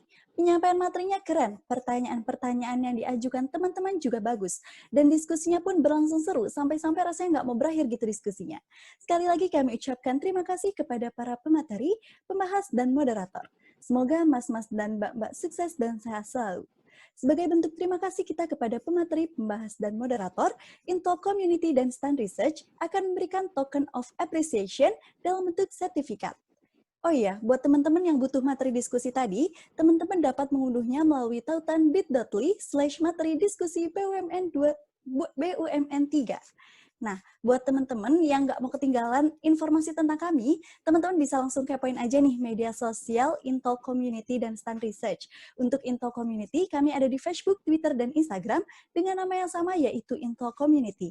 Dan untuk Stand Research, kami ada di Instagram dengan nama @stand.research. Selain itu, kami juga ingin memberitahukan bahwa saat ini buku BUMN 2020 sedang dalam tahap produksi. Untuk lebih rincinya, saya persilakan kepada Mas Bagus untuk memberikan informasi selengkapnya.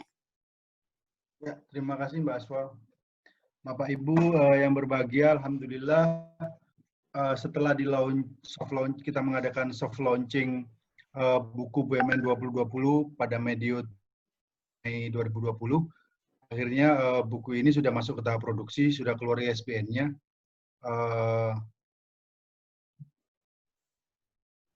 Nah, ini sudah bisa didapatkan secara pre-order melalui Shopee atau Tokopedia mulai hari ini, nanti jam 3 kalau mau dapat diskon 15%. 15%, sorry, 15%. Jadi buku ini juga ada pengantar dari Pak Zaim sebagai inisiator Yayasan Karakter Pancasila dan Gerakan Indonesia Berintegritas.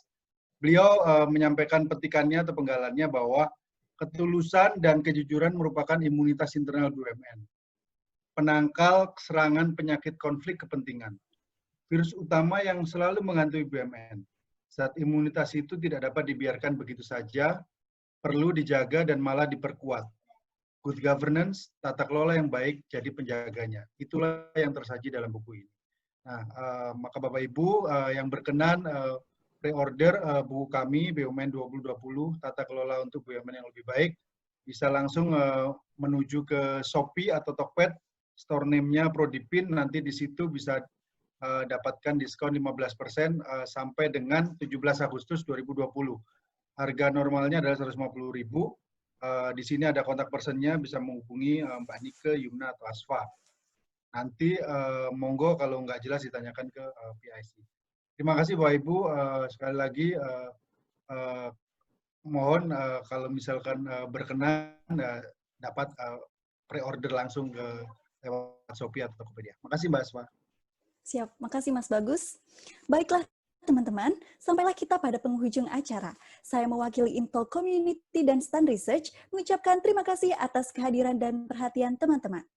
Pergi ke pasar beli kacamata. Beli kacamatanya di Kediri. Mohon maaf apabila ada salah kata, saya selaku MC pamit undur diri. Sampai jumpa pada webinar series berikutnya. Terima kasih. Wassalamualaikum warahmatullahi wabarakatuh. Waalaikumsalam warahmatullahi Waalaikumsalam. wabarakatuh. Terima kasih semuanya. Terima kasih semuanya. Waalaikumsalam warahmatullahi wabarakatuh. Waalaikumsalam warahmatullahi wabarakatuh.